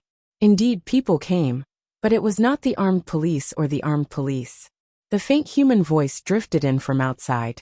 It was the voice of Fortune Monger. Like father, like son, Bao Song had become a malignant tumor, and his father, Fortune Monger, was to blame. This time, Bao Song even kidnapped Jiang Yage. But Fortune Monger still braced himself and brought people to deal with the aftermath. However, he was only here to collect his son's corpse. Boss, what situation is this? Why are there so many wolf corpses? Ma Song, why are you asking me? How would I know? My God, what the hell is going on? Why is there such a huge wolf pack? There are at least hundreds of corpses here, right? Boss, there are no bullet holes on these wolves' bodies. And there are no knife marks either. It's a bit like what? It's like they were torn apart by a terrifying force or crushed to death. The ones here are even worse. They've all been smashed into pieces, as if they were thrown into a meat grinder. That's not the most important thing. F***ck. These wolves are really big. Silver wolves. My God. Ma Song. Why are there silver wolves here? And they've even been torn into 2. This silver wolf is almost the size of a horse. As the local tyrant of Whitewater River, Fortune Sack had heard many stories about wolves from the older generation. Silver wolves were a mutated breed that only appeared once in 100 years. Once they matured, they would be extremely ferocious and powerful. Furthermore, they had astonishing intelligence and were extremely cunning. But what he saw now was the corpse of the Silver Wolf King, who had died a terrible death. Ma Song also leaned over and sucked in a breath of cold air. Fortune Monger stomped his feet anxiously. Quickly search the vicinity. There might have been a very terrifying battle between beasts here. I don't know what happened to Bao Song. Boss, there's a very strange mound over there. Why do you care about the mound? Find him for me. Goo.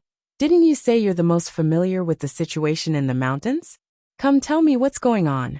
Fortune Monger pulled a shifty-eyed skinny man in plain clothes in front of him. The one who could make them rush here more than an hour earlier was this veteran hunter surnamed Gu, who's Zi's uncle. At this moment, this hunter surnamed Gu was stunned. Boss Munger, I don't know either. If not for the fact that he could not afford to offend this group of people, Gu would have run away long ago. As a hunter, he knew very well how terrifying this scene was. The Silver Wolf King was a terrifying beast that could even contend with tigers, not to mention its huge size. Yet it had died such a terrible death. This could only mean that the monster that slaughtered the wolf pack was 10 times scarier than the wolf pack. This was completely beyond his understanding. He even felt that the monster might have become a spirit, just like what was written in the supernatural novels. Perhaps it had something to do with the smooth mound that should not have appeared in the forest. Gu was definitely a genius. He could even buy a lottery ticket because he had guessed it correctly. Boss, found it. Over here. At this moment, there was a scream from further away. Fortune Monger pulled Gu along and ran towards the source of the scream. A minute later, a heart-wrenching scream resounded through the forest. Son, you died so tragically.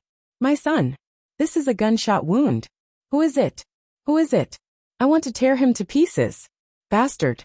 Bastard. Fortune Monger roared crazily as he knelt in front of Wang Ensong's corpse, his hands desperately slapping the muddy water in front of him. He did not look like a billionaire boss at all. He had turned into an old man who had lost a loved one. However, he did not deserve any sympathy at all. The cause that he had sown had now borne this fruit.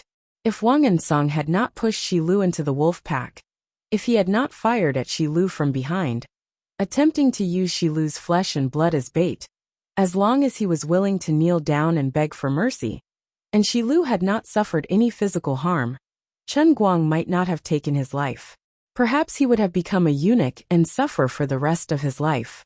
However, it was his repeated mistakes that pushed him into the abyss, causing Chen Guang to no longer see him as a human being and mercilessly erase his life. However, when a person makes a decision, their personality is the main factor. The nurturing of a person's personality and the environment provided by their parents are the main factors. Wang Ensong could be said to have died in the hands of Chen Guang, but it could also be said that he had died in the hands of Fortune Monger himself. There were many rich second-generation heirs in the world, and there were even people like Lin Jingwei, who were second-generation heirs. However, not all of them were so deceitful. Fortune Monger's cries were so loud that even Jiang Yage, who was far away, could hear them clearly. He's going to tear you into pieces. What should we do? He's crying so miserably. Serves him right. I'm not bragging, but I reckon that by the time the people sent by Grandpa find out, this father and son pair will have killed at least 2 digits of people. Do you believe me? Jiang Yage said casually. She was not afraid at all. The hardest part had passed. Jiang Yage really did not think that Fortune Monger and his group could pose any threat to her. Hey, why aren't you saying anything? Chen Guang finally moved. He got up and walked forward. I was just thinking about something. What is it? To kill or not to kill? Forget it. I have to remove the roots when cutting weeds. In any case, it's not a good thing. If he really uses a few billion to throw at me, it'll be quite annoying. Jiang Yage knew that Chen Guang was going to start a massacre again. Actually, she felt that this might not be a good idea. Chen Guang's hands were stained with too much blood today. However, she was already sick of the father and son pair of the Bao family. She also knew that if they really wanted to pay with their lives, the father and son pair of the Bao family should have died 10 or even 100 times. She had casually asked old Jiang on the phone before. The history of Fortune Monger's rise was indeed quite bloody. However, there were people who supported him in the past and helped him get away with it. He was also very influential in Baishui County, so it was difficult for the higher-ups to make up their minds to deal with him. Jiang Yage was actually quite annoyed by this. She also could not stand the routine of finding a balance in the political and business circles. Since there were laws they should be abided by, it was only right to pay with one's life. No matter how rich or how powerful the other party was, there should be a price for doing bad things. However, Huaxia was a complicated society. Many people who committed crimes did not receive the punishment they deserved. Jiang Yage could especially understand why Chen Guang lost his job as the director of the Guangding General Administration. With his temper, if he really continued to do this, he would be disgusted to death sooner or later. It was even possible that he had seen too many shady things and was angered. If that happened, his grandfather and the others would really have to stand against him. Suddenly, like a ghost, Chen Guang appeared in front of Fortune Monger, without warning, with his hands behind his back. Between them was Dan Song's corpse. "I heard that you want to tear my body into pieces? Well, I'm here. Why don't you show me?" Chen Guang looked down at Moneybags without any expression on his face. Ma Song, who was standing behind him, froze. He did not understand how this guy had appeared. A moment ago, there was no one where he was standing, and the next moment, he was talking with his hands behind his back. Although the back of his head was facing him, Ma Song felt that he was being stared at by the back of his head. If he moved even a little, he would die. "Chen Guang, did you do it?" Hatred and grief made Fortune Monger forget his fear of martial artists for a moment. He raised his head and stared angrily at Chen Guang, roaring. Chen Guang nodded. "That's right, I did it. I also killed these wolves." And then, as he spoke, he paused and said helplessly, "Actually, I'm a very reasonable person most of the time. However, it seems that I can't reason with you this time. So, I hope that you will remember today's lesson when you cross the bridge of helplessness. If you have a next life, remember to be a good person in your next life and teach your son well." Chen Guang suddenly laughed. He rarely laughed like this. This was because he wanted to hide his inner thoughts. If he had a choice, he would not want to kill. However, there were always people who had to die in this world. Chapter 990. Following Chen Guang's smile, the already chilly late autumn forest suddenly became even colder. Even Jiang Yage, who was peeking in from afar, shuddered and scratched her head. "That's weird, why is it so cold?" Fortune Monger and the others beside Chen Guang could feel it even more clearly. Their teeth chattered as if cold water had been poured over their heads. Fortune Monger, who was furious just a moment ago, immediately sobered up. Fortune Monger thought of the thing that had once left him with an indelible nightmare. He thought of the table that Chen Guang had smashed into pieces that day, and the distance between the two of them. He suddenly woke up. Since his son and his accomplices had died under Chen Guang's hands, then Chen Guang most likely had a gun in his hands. Inner force martial artists were one of the most terrifying existences in the world. How terrifying would an inner force martial artist with a gun be? Fortune Monger didn't know, and he didn't want to experience it. But now this person was standing in front of him, about to take his life in the next moment. Chen Guang, listen to me." Fortune Monger couldn't care less about his son's corpse. He leaned back and sat on the ground. His legs slowly moved across the muddy ground. As he spoke, he tried to calm Chen Guang down, and at the same time, he wanted to quietly distance himself. As for avenging his son, he couldn't care less. Saving his own life was the most important thing. Chen Guang raised his hands and looked straight at Fortune Monger. He still had that strange smile on his face. He slowly raised his right hand and looked at the miserable Fortune Monger. But there was no change in his emotions. Since he had decided to make a move, it was like an arrow leaving the bow. There was no turning back. He didn't want his soft-heartedness to ruin things. He was deliberately trying to return to the state of mind of the true martial saint emperor. Although he wasn't bloodthirsty, he saw mortals as ants. As long as he stood on the side of justice, he could control the life and death of others. He didn't need to worry about anything. He just needed to kill to avenge himself. Do it. On the other side, Fortune Sack took advantage of the brief moment when Chen Guang had yet to make a move to quietly widen the distance between the two of them by 4 to 5 meters. He then abruptly roared at Ma Song, who was behind Chen Guang. At this time, although Ma Song was still scared to death, he was the captain of Moneybag's bodyguards and the publicly recognized #1 thug of the Tong Yuan group.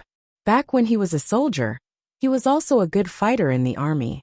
After all, he had been on the battlefield, had some skills and had seen the world. Ma Song regained his clarity. He gritted his teeth and roared, "Kill!" He used almost all the strength in his body to throw the big guy in front of him. He grabbed it tightly with both hands, aimed at Chen Guang's back, and pulled the trigger crazily. Although the others who were standing a little further away were slower than Ma Song, they still took out their weapons after Ma Song. For a moment, sparks flew in all directions, and dense gunshots resounded throughout the forest. Moneybag, who was a few meters away from Chen Guang, finally extricated himself from his fear. He cracked his mouth and laughed hysterically. "So what if you're a martial arts master? I don't believe you won't die." Although the beautiful woman had raised her hand to kill people last time, it was because she had moved too quickly and did not give them time to react. After all, Chen Guang was still young. Although his strength was amazing, he lacked the experience of the dangerous Jianghu. He had been careless. This time he should be dead, right? Moneybag thought as he raised his head and looked in the direction of Chen Guang. The next moment he was stunned. Previously, when Dan and Song fought against Chen Guang, he used 3 pistols, and the bullets were fixed in the air by his internal energy. Now Moneybag was carrying a big guy with a long pipe, but the result was not much better. Ma Song and the rest were still frantically firing at Chen Guang. However, a cloud of dust suddenly exploded around Chen Guang before the bullets that flickered with a metallic luster fell to the ground one after another. After looking twice, Moneybag was sure that his eyes were not playing tricks on him. He did not know how he did it, but when every bullet was about to reach him, it was blocked by the mud that appeared without warning in its flight path. What kind of monstrous ability is this? Am I dreaming? Clicking sounds came from the submachine gun in Ma Song's hand. He had already emptied an entire magazine, but in front of him, Chen Guang still did not turn around.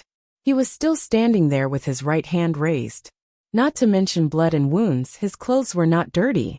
Ma Song was 100% sure that although he did not hit every time, at least 90% of his bullets should have landed on this guy's body. Not to mention killing him, he wouldn't even be able to make him blink or turn his head. Monster. This is a monster. He's not human. Devil. Moneybag. The most loyal bodyguards continuously emptied their bullets, but it was all in vain. Their minds were blank, and everything that was happening in front of them was beyond their understanding. As someone who had seen the methods of an inner force martial artist, Moneybag was more shocked than the others. As a hero of the pugilistic world, Chen Guang's methods were many times stronger than that woman's. Just like how it was written in wuxia novels, the woman could only live in the worldview of the deer and the cauldron. However, Chen Guang was definitely a character from before demigods and semi-devils. He had almost jumped from Jin Yang's novel to Huang Yi's worldview. Why am I so unlucky? Isn't it good for me to be a local tyrant in Baishui? Why did I provoke such a monster? Why did I want to tear him to pieces? Just how big is my heart? That's not right. We've been minding our own business. They only came to Baishui County to film, and I only needed to cooperate with them. I could also ask them to help me advertise my new building. But why did things turn out like this? Unknowingly, Moneybag felt his body become very light, and he slowly floated into the air. Chen Guang was still standing in the same spot, his right hand still raised, far away from him.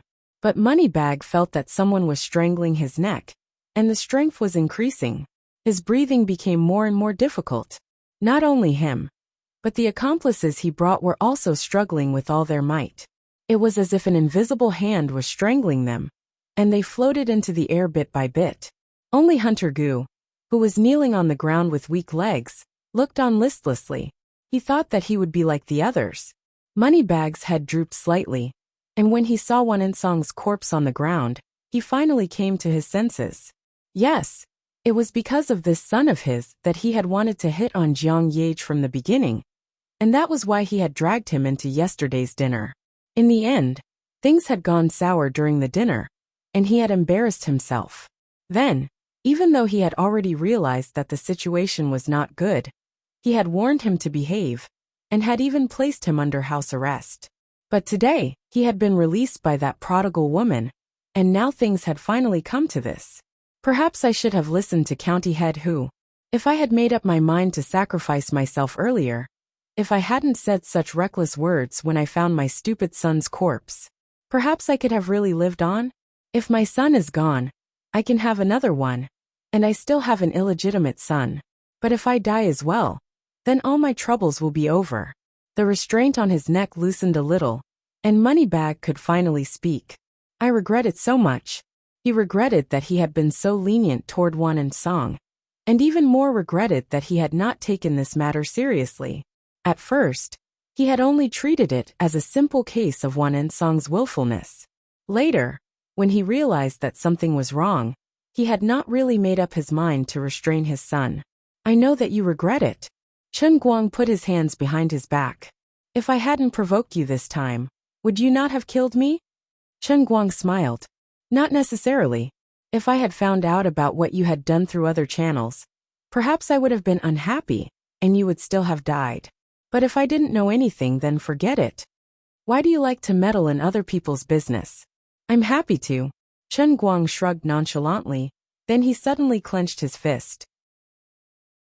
Blood splattered everywhere, and the Bao father and son, as well as Tong Yuan's forces, who had been tyrannical in Baishui County for many years, were completely annihilated.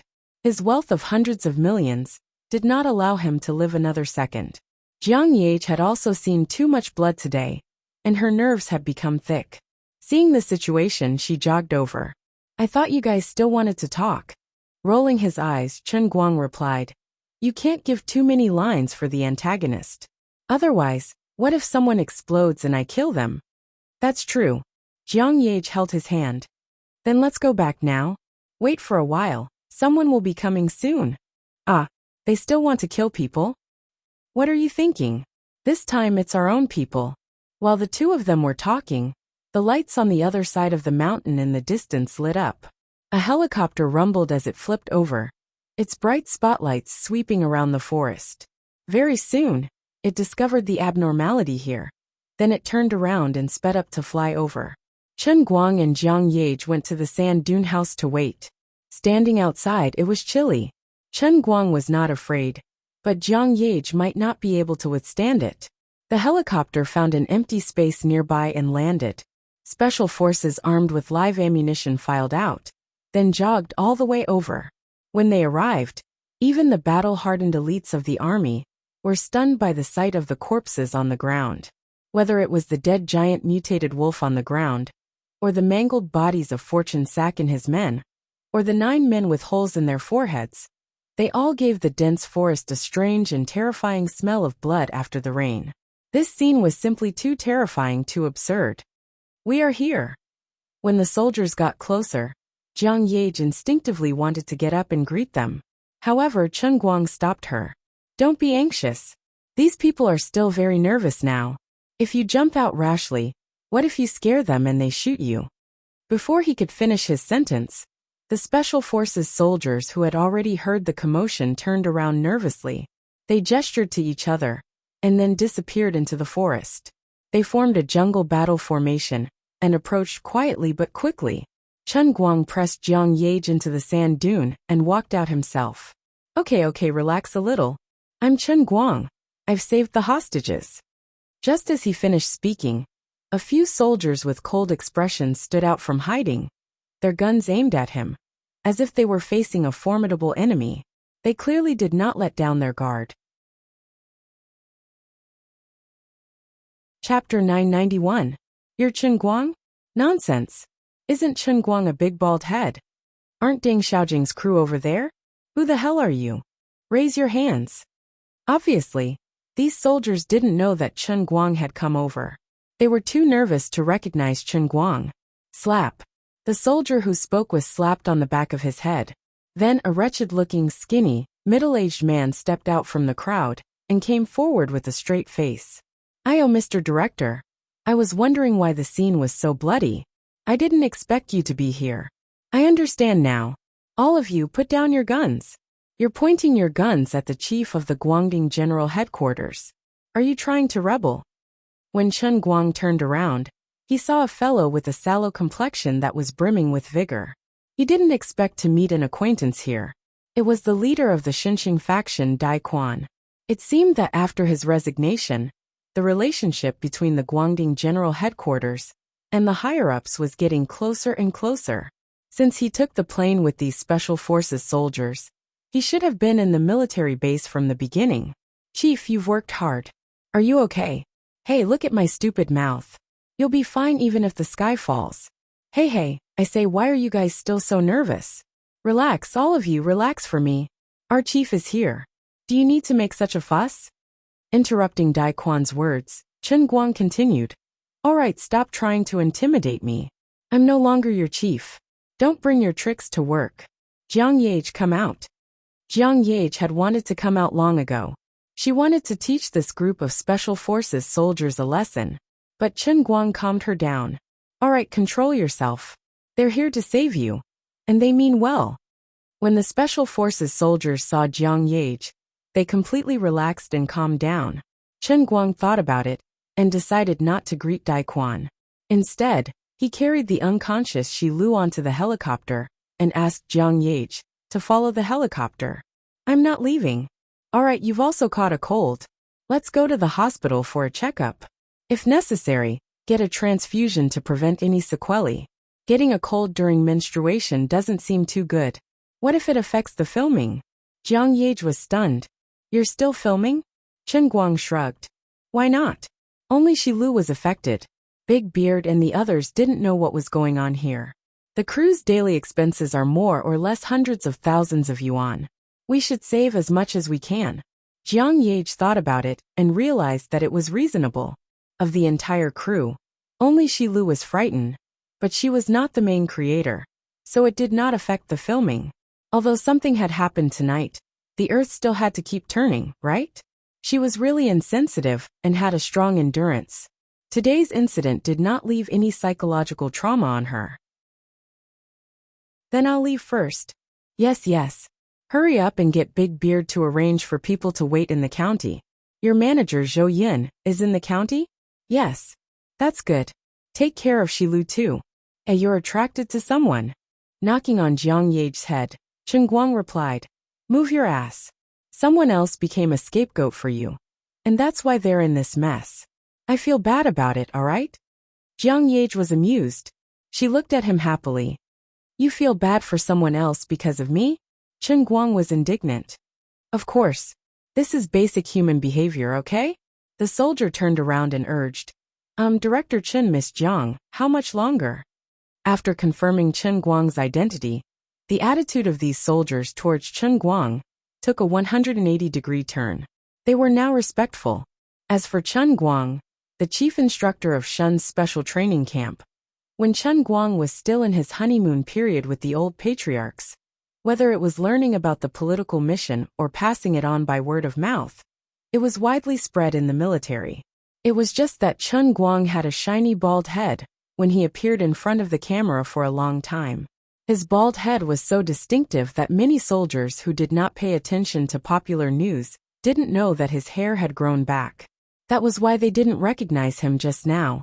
Watching Jiang Yage and Shi Lu board the military helicopter, Chen Guang pulled Dai Quan with a grim expression.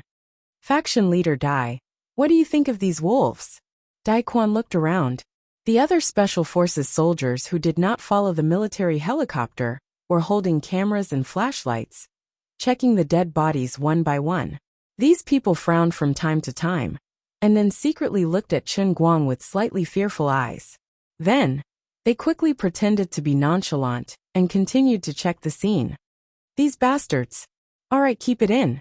I'm asking you about the wolves. Director Chen, don't call me faction leader. I can't take it. Keep it in. Brother Chen, in my opinion, there must be something fishy about this. Dai Quan finally became honest.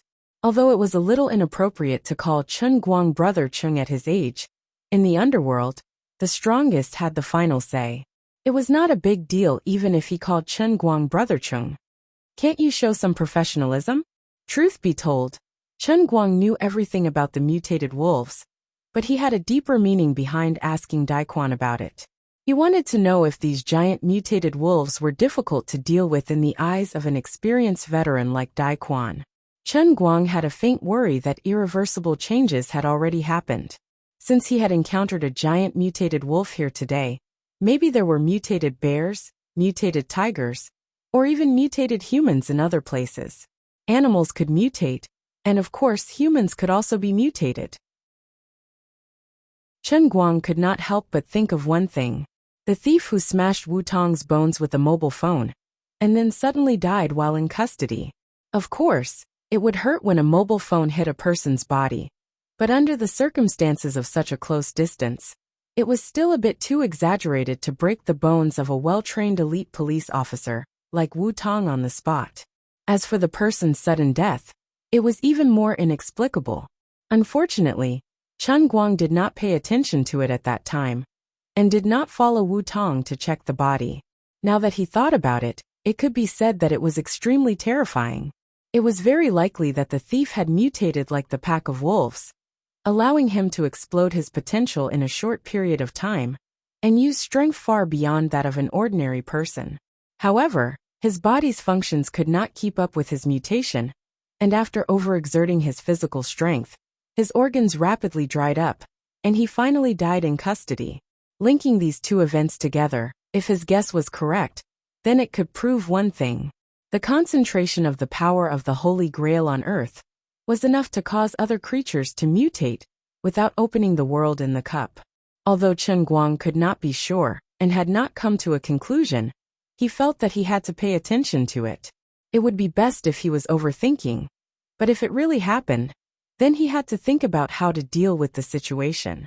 He himself was invincible, and any mutated creature was nothing but dust in front of him. However, he was only one person after all, and did not have the ability or energy to shine like the sun. Of course, it was extremely difficult for ordinary people to deal with mutated creatures, and the risk was extremely high. If he had to rely on someone, Chen Guang felt that he could only rely on an inner force martial artist. Seeing Chen Guang's serious expression, Daquan calmed himself down and squatted next to the Silver Wolf King's corpse. He bent down and carefully examined it.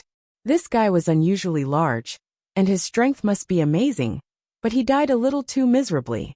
I was the one who tore it into two with my bare hands, and at that time, I used about 1/10 of my strength. Daquan's body trembled. 1/10. Chen Guang shrugged. All right, 1/10. Then this wolf is very powerful. Yes, this wolf can also spit out silver light from its mouth, which is no different from a hidden weapon. Its power is probably equivalent to the special sniper rifle bullets you have seen in individual military exercises. Brother Chen, according to what you said, with my ability in close combat, I can probably deal with 2 to 3 of these wolves, no more than that. Although the people of Shenxing sect are not good at fighting, I, Dai Quan, should be in the top 100 in the police force. I understand, Chen Guang replied. The two chatted casually, and not long after, the other 2 helicopters in Baishui County's armed police arrived one after another. The ground was covered in blood, and County Magistrate Hu and the other officials, who were wearing leather shoes, were vomiting nonstop. The weaker police officers were not much better. Looking at the miserable state of the Bao father and son, County Magistrate Hu, who had known them for many years, could not help but feel sad. Tragic, this is really tragic. The chubby county magistrate who looked at Chen Guang, who was inspecting the wolf corpses with Dai Quan, and his heart was chilled to the bone. Fortunately, this incident happened too quickly, and he did not have time to drag Fortune Monk into this mess. Yesterday, he had received a call from the higher-ups, and he had also talked to a few police chiefs in the county who might have dragged Bao and Song into this mess, especially the people from the Scenic Area Police Station. No one had made any unforgivable mistakes. The heavens were truly watching over them. Fortunately, the hostage was fine and was still alive and kicking. Although he did not know why there was another minor actor who seemed to be in a bad condition. As long as Jiang Yage was fine, everything was fine. It seemed that he did not have to run anymore. Mr. Chen, why don't you go back and rest first? We will cooperate with the military personnel to clean up the aftermath, and we will definitely give you a satisfactory explanation. Chen Guang turned to look at County Magistrate Hu, not interested in talking to him. The Bao father and son had been domineering in Baishui County for so many years, and as the local official, it was impossible for Fatty, Hu not to have some illicit relations with them. The incident happened in a hurry, and old Jiang only called 3 helicopters. However, the top military and political leaders of Kainan province must have already taken action secretly, together with the investigation team that set off overnight the night before yesterday. They must have sent a large number of troops to the border by tomorrow morning at the latest. By that time, the official earthquake in Baishui County would almost begin.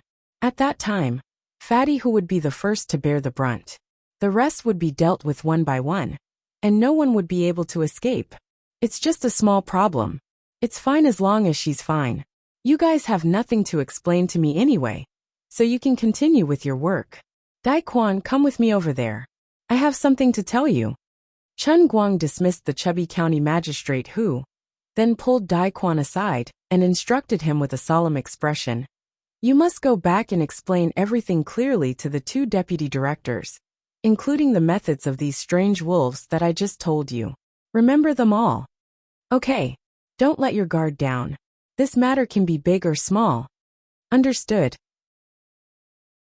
You have to help the 2 deputy directors. If the situation that I'm most worried about really happens, I'm afraid. Afraid of what? I'm afraid that no one in this world can stay out of trouble. Chapter 992. Chen Guang added another sentence in his heart. His sin was so great that there was no limit to it. Dai Quan sucked in a breath of cold air. It's that serious? Actually, in the records of our sex inheritance, there have been many ferocious beasts that have appeared since ancient times. This is different. Dai Quan nodded. I understand. Then I'll leave first. Alright, take care. Don't worry about the matters here. I'm here on behalf of the Guangding Bureau. I'm the highest commander here, so I can handle it. That's good. Chen Guang quickly disappeared into the dense forest. He planned to go to the tent camp to get the cup, then follow them to the hospital in Baishui County. He sped all the way, his speed not much slower than a helicopter flying in the sky. His expression was somewhat heavy, although he had killed countless people tonight, and the result could be considered okay. Shi Lu was safe and sound, the father and son of the Bao family were completely dead, and the entire crew was in a false alarm. No one was hurt, and perhaps the green mountains and clear waters of Baishui County could be restored. He could not feel happy. He could not help but imagine an overwhelming number of mutated monsters, mutated tigers, lions, wolves, black bears, and even all kinds of domesticated animals. There might even be insects like mosquitoes, flies, fleas, and crickets attacking humans in a frenzy. Or it could be like the thief. Some ordinary people with poor self-control suddenly obtained a power beyond their understanding and could not extricate themselves from it. They relied on their superior abilities to do evil, lawless, and disrupted the social order. No matter which of the 2 situations happened, it could be said to be a catastrophic result that affected the entire human race. This would cause chaos in the entire social order, and who knew how much blood would be shed and how many people would die before order could be restored. That scene was simply like a Hollywood doomsday movie. Thinking about this, how could Chen Guang feel relaxed in his heart? I'm still a good person after all. Who would have thought that the power of the Holy Grail leaking out from a broken cup could not only look cool, but also cause other creatures to mutate? What can I do? I'm also in despair. The cup is just there, and I can't stop the power of the Holy Grail from increasing in the outside world. Forget it. Even if I have to risk being beaten to death by Liuli, I have to go back and ask her for a solution. This can't go on. I have to do something. Chen Guang thought of utopia during the second punishment world. At that time, the world in the cup had completely merged with the real world. Under the incomparably abundant earth elemental energy, everyone in utopia had mutated. If the concentration of the power of the Holy Grail continued to increase, there was no guarantee that such a situation wouldn't occur in the future. My heart is so tired and aching. I'm just a cute little handsome guy. I just want to happily learn skills and act cool. Then I'll build a statue and gain faith. Then, I'll pass through world and cup one after another while lying down. If he could survive until he completed 3,000 missions without dying of old age, he might be able to smoothly become a god and save Azure, the unlucky god emperor, from the cup. When he became a god, he would be able to ascend to the heavens. He would be able to enlighten all the girls that he liked, had a good relationship with, or were beautiful and cute, so that everyone could enjoy happiness with him. If his luck was better in the future, he might even be able to go to the endless divine realm and be patted on the shoulder by the great god of chaos. Young man, thank you for saving my daughter. I can satisfy all your wishes. Then, he would be able to happily lie down in the god realm as a god emperor. He would have billions of cute girls, and he would be able to make friends with a few goddesses all day long, and so on. I don't want much, don't mess with me like this. I really don't want to drag all of humanity down with me. I also don't want to create a scene as big as the end of the world. This pot is too big, too heavy. The old man can't bear it. With this thought in mind, Chen Guang first contacted the bearded man and confirmed that they had already arrived at the hotel in the scenic area. He also helped them pack up their belongings in the tent. Then, he rushed back to the hotel at a speed that was even faster than when he was rescuing Liuli. Without another word, he grabbed his bag and prepared to hide in the toilet to have a calm conversation with Liuli. Zai, Chen Guang, wait a minute.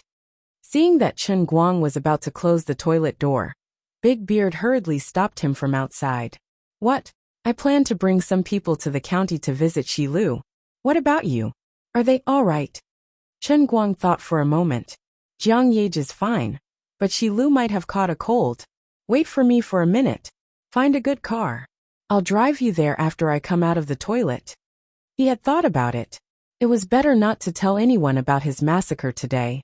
When Shilu woke up, Jiang Yage would also tell her about it. Although the people he killed were people who deserved to be killed, this kind of thing was still a little scary in the eyes of ordinary people. It was fine as long as it was over. There was no need to make a big deal out of it. Otherwise, if the filming couldn't continue, the past 2 months of effort would have been wasted. Big Beard nodded. Okay.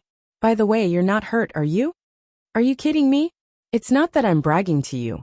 But even if your friend Shi Changhe used the purple and green dual swords in Heroes of Shushan a few years ago to stab me in the armpit, I would still be able to clamp them. I'm not talking to you anymore, I'm in a hurry. When Chen Guang finished speaking, he slammed the toilet door shut. Big Beard raised his hand to say something, but he was a step too slow. He scratched his head and said, "The cup of water. You want me to hold it for you? That's not very nice." 30 seconds later, Chen Guang opened the door. Big Beard jumped back. You. Who are you? It's me. Cut the crap. Let's go. Let's go to the county. Big Beard's eyes widened. He pointed at Chen Guang's head, which was obviously twice as big. But your head. It's okay. Don't mind the details. Chen Guang didn't want to pay attention to him. He hid his face and walked out. His fingers accidentally touched the corner of his mouth, and he grimaced in pain. Big Beardy looked at his back, and his mind was filled with O'Neill's big question mark. He muttered to himself, "What the hell? It's only been a few seconds, and there's no sound at all. How did he get hurt like this? Also, what happened to the armpit catching the purple and green dual swords? Did you use your face to catch Sun Wukong's Jingu Bang?" Chen Guang, who was walking in front, recalled the encounter just now. He was really angry. Damn, Lu Li's hand is really ruthless. He felt that if it wasn't for the super active Mother Earth explosive ability in the world in the cup, he wouldn't have been beaten half to death. Wait, this doesn't seem to be good news. The stronger my recovery ability, the more difficult it is for me to die. Isn't it easier for her to beat me up? Am I not the highest level human sandbag in the world? What the F***ck? No wonder she was so ruthless just now. Wasn't it because she knew she couldn't beat me to death? Forget it. Just let me die. Chen Guang subconsciously wanted to cover his forehead to express his condolences. His hand was about to touch it when he remembered there was a bag on his head. He was angry, but there was nothing he could do. Today's beating was in vain. Let's go back to a minute ago. from the moment Chen Guang entered the world in the cup. You're finally here. I thought you could hide outside for the rest of your life.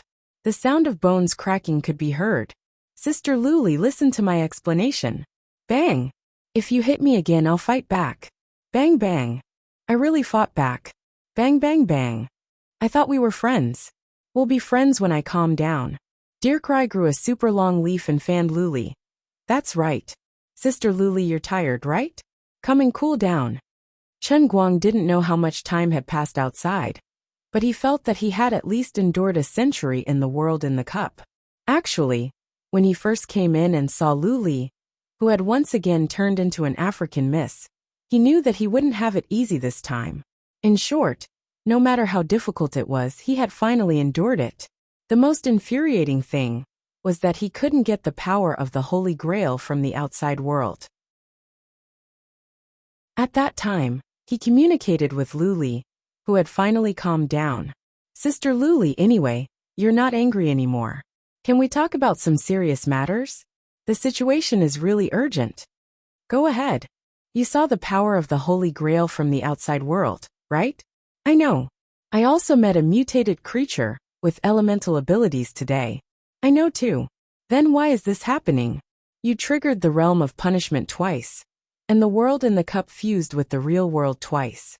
Although the fusion was dissolved afterwards, there was a connection between the two worlds, so the power of the Holy Grail kept leaking out. Two worlds? What the hell? I forgot to tell you. When you triggered the realm of punishment, it was a special world in the Holy Grail called the real world that was created for you after it completely fused with your world. The level of this real world is the same as the realm of life. There are a total of 9 special worlds that are on the same level as the realm of life and the real world. Damn, there's such bad luck. Why didn't you say so earlier? You wouldn't understand even if I told you. Forget it. Then why would the power of the Holy Grail leak? Oh no, leak. I don't know either. If I could figure out the secret of this broken cup, would I still be locked up here? That's true. Is there any way to remedy this? There isn't. Stop messing around. You're a god emperor. I'm just a god emperor locked up in the Holy Grail. Thank you. Then I can only watch helplessly? Congratulations, you got it right, but there's no reward. Then if the power of the Holy Grail continues to increase in the outside world, when will a large number of mutated creatures appear? I don't know. Then what else do you know? Tell me what I should do now. Lioli smiled calmly. I'll leave you with a sentence. Everything will work out when it comes to it. You've learned to answer first. Let me add another sentence for you. Everything will work out when it comes to it. In any case, Chen Guang suffered for nothing and came out with a bitter smile. To have met such an unreliable god emperor, yet he hadn't been killed by her yet. His zodiac sign must be that of a cockroach. Squinting his swollen eyes while driving at lightning speed, Chen Guang looked at the distant skyline and thought to himself, forget it. Since things have come to this, there's no point in begging for help. I can only do as Lioli said and take things one step at a time. If it's a blessing, it's not a curse. If it's a curse, it can't be avoided. Since I can't resist it, I might as well close my eyes and enjoy the torture of life. If the sky is really going to fall, since it's all my fault, I'll just brace myself and bear it. Otherwise, what else can I do? Big Beard Deng, who was sitting in the front passenger seat, turned to look at Chen Guang, then tilted his head back. Damn, this swelling is going down too fast. Are you a 1,000-year-old Yunnan white herb that has gained sentience? When the car arrived at the county hospital and got off, Big Beard looked at Chen Guang again, only to find that his son's swollen head had completely recovered. Chen Guang, you, uncle, don't look at me like that. I know I'm very handsome now. Chapter 993. Big Beard was full of doubts. He didn't know if he had lost his memory, or if he was seeing things. Yang Shi and Old Ma, the field manager, were sitting in the back row. When they got on the car, Chen Guang was already sitting in the driver's seat. The two of them didn't look at Chen Guang up close like Big Beard did, so they didn't know what was going on. Instead, they felt that Big Beard was a little embarrassed. When they arrived at the ward, Jiang Yage was already asleep on the accompanying bed, while Shilu was also sleeping with a glucose drip. The four of them didn't disturb their rest, but pulled the attending doctor on duty to inquire about them. Jiang Ye's physique was as tough as her nerves. She fainted from the cold during her menstrual period, and after she recovered, there was no abnormality. It seemed that the dance and fitness she had done in order to maintain her figure had not been in vain. Shilu, on the other hand, was a little weak after being shocked and suffering from a cold. She needed to rest for 2 days. Miss Shi woke up once before. Her body is fine, but she seems to have suffered a lot of stimulation. Her mental state is a little unstable. The doctor also knew Deng Xiaojiang. Director Deng is really a responsible director. It's already early in the morning, but he still personally came to care about the patient's condition. Big Beard blushed from the praise. He thought to himself, how could I not come? One was Jiang Ye, and the other was his old friend's niece. No matter who it was, they were not ordinary artists. He chuckled and nodded repeatedly. It's good that you're fine, that's good. The doctor continued. I really didn't expect a big star like Jiang Ye to be willing to accompany others in the hospital. No wonder my child is so infatuated with her. I used to think that celebrity artists were very arrogant. What a considerate and gentle girl. You flatter me. Chen Guang and the others chatted with the doctor for a while, and then walked out of the door. At this time, Zhou Yin was helping Jiang Ye out of the ward. She scolded. My lady, how could you sleep in the hospital? If someone finds out, you'll be surrounded by the whole hospital tomorrow morning. The doctor beside Chen Guang and the others also scratched his head and said, actually, I tried to persuade Miss Jiang to find another place to rest, but she said that you asked her to take good care of the patient, so she refused to leave. Jiang Ye looks up at Chen Guang in a daze. She feels refreshed. Chen Guang, you're here. Shh. Lower your voice. This is a hospital. Chen Guang quickly gestured to her. The group of people went to the big hotel where they stayed before coming here. Jiang Ye was so sleepy that she could not take it anymore, so she went back to her room to rest. Chen Guang, Zhou Yin, Big Beard Deng, Zhou Ya, Ren Chong, Zhao Yueling, and the other main cast members who arrived later, sat together for a simple meeting. Big Beard synthesizes Zhou Yin's opinion. In fact, he mainly wanted to find out Jiang Ye's attitude. After confirming that there were no problems, he was relieved. After a discussion, they decided to let the entire production crew rest at the hotel in the scenic area for a day. No one would go out for the time being. They would observe the situation and take it as a rest. They would decide if the production crew could return to work the day after tomorrow. Shilu might not be able to recover, but she was only a stunt double after all. Her absence would not affect the overall situation. All right, this incident is over without any mishaps. If there's nothing else from the day after tomorrow, let's finish all the scenes in one go. Big Beard forcefully raised his spirits and encouraged the others. The other main cast members were also energized. Chen Guang did not express any opinions throughout. Looking at Big Beard and the others who were in high spirits, he could not help but envy them. They did not know how many people had died in the mountains. The situation this time was special. Perhaps the entire Baishui County military and police who had been at the scene would be ordered to keep their mouths shut.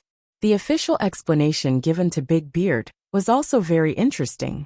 The hostage-taker, Bao Song, found his conscience under persuasion and took the initiative to return the hostages intact. Tong Yuan Corporation's chairman, Bao Fa Kai, also took the initiative to explain the problem. Currently, they had entered the stage of investigating other cases. The hostage kidnapping incident was considered to have come to an end. The official explanation was very reasonable. Big Beard Deng could only believe it even if he did not want to. Naturally, this was what he told the others as well. As for the only 3 people in the production crew who knew about the incident, Chen Guang, Jiang Ye, and Shi Lu, they would not say anything. Therefore, it was precisely because they did not know anything that they were fearless. Chen Guang envied their fearlessness because they were ignorant. Of course, continuing to film was also his own idea, so he did not expose them. As the saying went, when the entire Baishui officialdom was uprooted the day after tomorrow, He would not have to worry about the Bao father and son having any loyal underlings outside. If one doesn't look out for oneself, heaven and earth will destroy them. To avenge the old master who had already met the king of hell, and the target of revenge was this country. This was simply a multiple-choice question. If they could not uproot the entire Baishui corruption, even with old Master Jiang behind the scenes, then all Chen Guang could say was, "I look down on you people in power too much." He did not have the time to worry about others. In fact, he did not have the ability to pray for the world. Although Liuli's words were useless, they were not unreasonable. Now that things had come to this, he had no other choice but to resign himself to fate. Instead of worrying about a disaster that had yet to happen but could not be stopped, he might as well eat and sleep as he should. When the world really fell, he would be able to find the problem and think of a way to solve it. Although his iron fist was invincible, he did not know where the enemy was at all. It was not like he could rush to the roof and roar at the sky, then punch through the air and kill all the potential mutant creatures in the world, right? Therefore, what was done, and life still had to go on. The show still had to be filmed, and the money still had to be earned. The more disaster was imminent, the more he could not be in a mess. He should cherish the present and do what was in front of him. He should build a few more statues as soon as possible and think of ways to accumulate more faith points. Of course, it was not that Chen Guang did not plan to do anything. He had thought of buying more houses in the villa area near the school. It did not matter if he was bluffing or forcing them. In short, he had to think of a way to bring his family to Wujing. If something really happened, he had to save his own people first. Also, he had to warn those who were on good terms with him one by one. If he could get all of them to come to his side, he should not let them go. Of course, he could not tell them in detail. Even if he did, others might not believe him. It was better to scare them. However, things like mutant creatures were hard to guard against. For example, if Lu Fei listened to his suggestion and arranged 100 bodyguards at home, but once the mutation started, dozens of crazy mutants would jump out of the bodyguards. Wouldn't that be harming her instead? Other than taking one step at a time, what else could he do? With these chaotic thoughts in his mind, Chen Guang couldn't sleep tonight. He breathed in the air in the room, but his mind could not get rid of the feeling that what he breathed in was the power of the Holy Grail. Other than oxygen and carbon dioxide, there was also elemental power that was exchanging with his blood. He thought of a song by Wang Liham, "Change the World." If he was not tone deaf, he would really want to close the door and sing a song. For hours later, the sky outside was just beginning to brighten, and the rumbling sound of cars could be heard from the street outside. Chen Guang got up and stood in front of the window to look. A long line of cars was driving past on the street below. Old Master Zhang's methods came faster than he had imagined, and it was indeed like a thunderbolt. This day was destined to be an extraordinary day for the entire Baishui County. Many people were still asleep when they were suddenly shackled by the military and police who barged in and took them to the cars. Among these people were the fat old Huold Shun from the Scenic Area Police Station, Song Liangji from the county branch, and many others from different departments. There were also several other senior executives of the Tongyuan Group and their relatives. Even some people who had more or less done business with the Tongyuan Group over the years were not spared. Not only that, even some of the people in the city who had deep collusion with the Baishui gang were detained at almost the same time. Some of them already had more solid evidence, and some were still in the process of collecting evidence. But since they had decided to make a move, of course they would rather arrest the wrong person than let them go. They would first arrest and interrogate them, and at the same time collect evidence. If they were proven innocent in the end, they would be released and restored to their positions. If they were found to be dirty, then sorry, their political career would be over, and based on the facts of their crimes, depending on the seriousness of the circumstances, they would have to spend how long in prison. In short, once there was a problem, they would be dealt with severely and would not be lenient. Many people had been unlucky because of this matter. Such a large-scale arrest had been rare in recent years. If they had to blame someone, They could only blame the people in Baishui County. They felt that the sky was high and the emperor was far away. They had lost themselves in money and power, and were so bold that it was frightening. Of course, they were also unlucky enough. If they hadn't run into the hands of Chen Guang and Jiang Yage, they wouldn't have been wiped out. It could only be said that Heaven's Net had a long way to go. They had been doing evil for decades, and finally retribution had come. Some things were like this. Before the lid was lifted, no one knew how smelly it was underneath. But once the table is flipped, then every sin you have committed in the past will be slowly investigated by others, and turned into a sharp blade of punishment that will slice off your flesh piece by piece. People who had done all kinds of evil always had fear in their hearts. If they were lucky, they might be able to live a peaceful life. After death, everything would be for naught, and it wouldn't matter even if their graves were dug up. The unlucky ones were probably the same as the Bao father and son, and the people in Baishui County. What awaited them was a thunderous method, and an unpredictable heavenly might that descended from the sky. They would not reason with you, and would punish you whenever they wanted. Even the entire Kainan province was silent out of fear. At this time, whoever dared to stand up and plead for the people in Baishui at this juncture would be courting death. At 8:30 in the morning, Central TV Department 1's Morning News was the first to broadcast the Baishui case, officially setting the case in stone. In the evening, the news broadcast listed a long and shocking list, and more detailed information was directly published on the websites of several major official mouthpieces in the country. Chapter 994. Big Beard Deng, who was reviewing the script with a few of the main cast members, and browsing the web on his tablet from time to time, felt his eyelids twitching. Terrible, it's really terrible. It's really a one-pot kill. As he spoke, he secretly looked at Jiang Yage, whose face was blushing as she scribbled on the script. She was not listening to him at all. Big Beard thought of the countless military and police officers that had been scurrying around the entire Baishui County today, and he was also a little frightened. The power of heaven was vast and mighty, and the mortals suffered. This whole incident was really too thorough. There were about 50 to 60 people listed on the list, but in fact, there were at least 15 cars that had been captured outside the hotel and taken away. There were at least 10 people in each car. Chen Guang stretched and said indifferently, "This is karma. If people don't do bad things, they won't suffer the wrath of the heavens. Don't you think so, uncle?" Big Beard Deng pursed his lips and finally couldn't help saying, "That's the logic." He didn't continue. There were thousands of evil people in the world, but not everyone would provoke Jiang Yage, and not everyone would be unlucky. However, he knew that although he had a high status in the entertainment industry, he was still a relatively high-level actor. This kind of inside and outside of the imperial city was not something he should care about, let alone comment on. He gathered his thoughts again, and tilted his head to look at Jiang Yage. He looked up to see what she was scribbling on the script, and then he was shocked. "My missy, don't add any more sex scenes. You wrote so much, I don't dare to do it. Don't get me into trouble." Jiang Yage's face turned even redder, and she put the script in her arms. "I just wrote it for fun. I don't need you to peek at it." Big Beard felt a little stifled.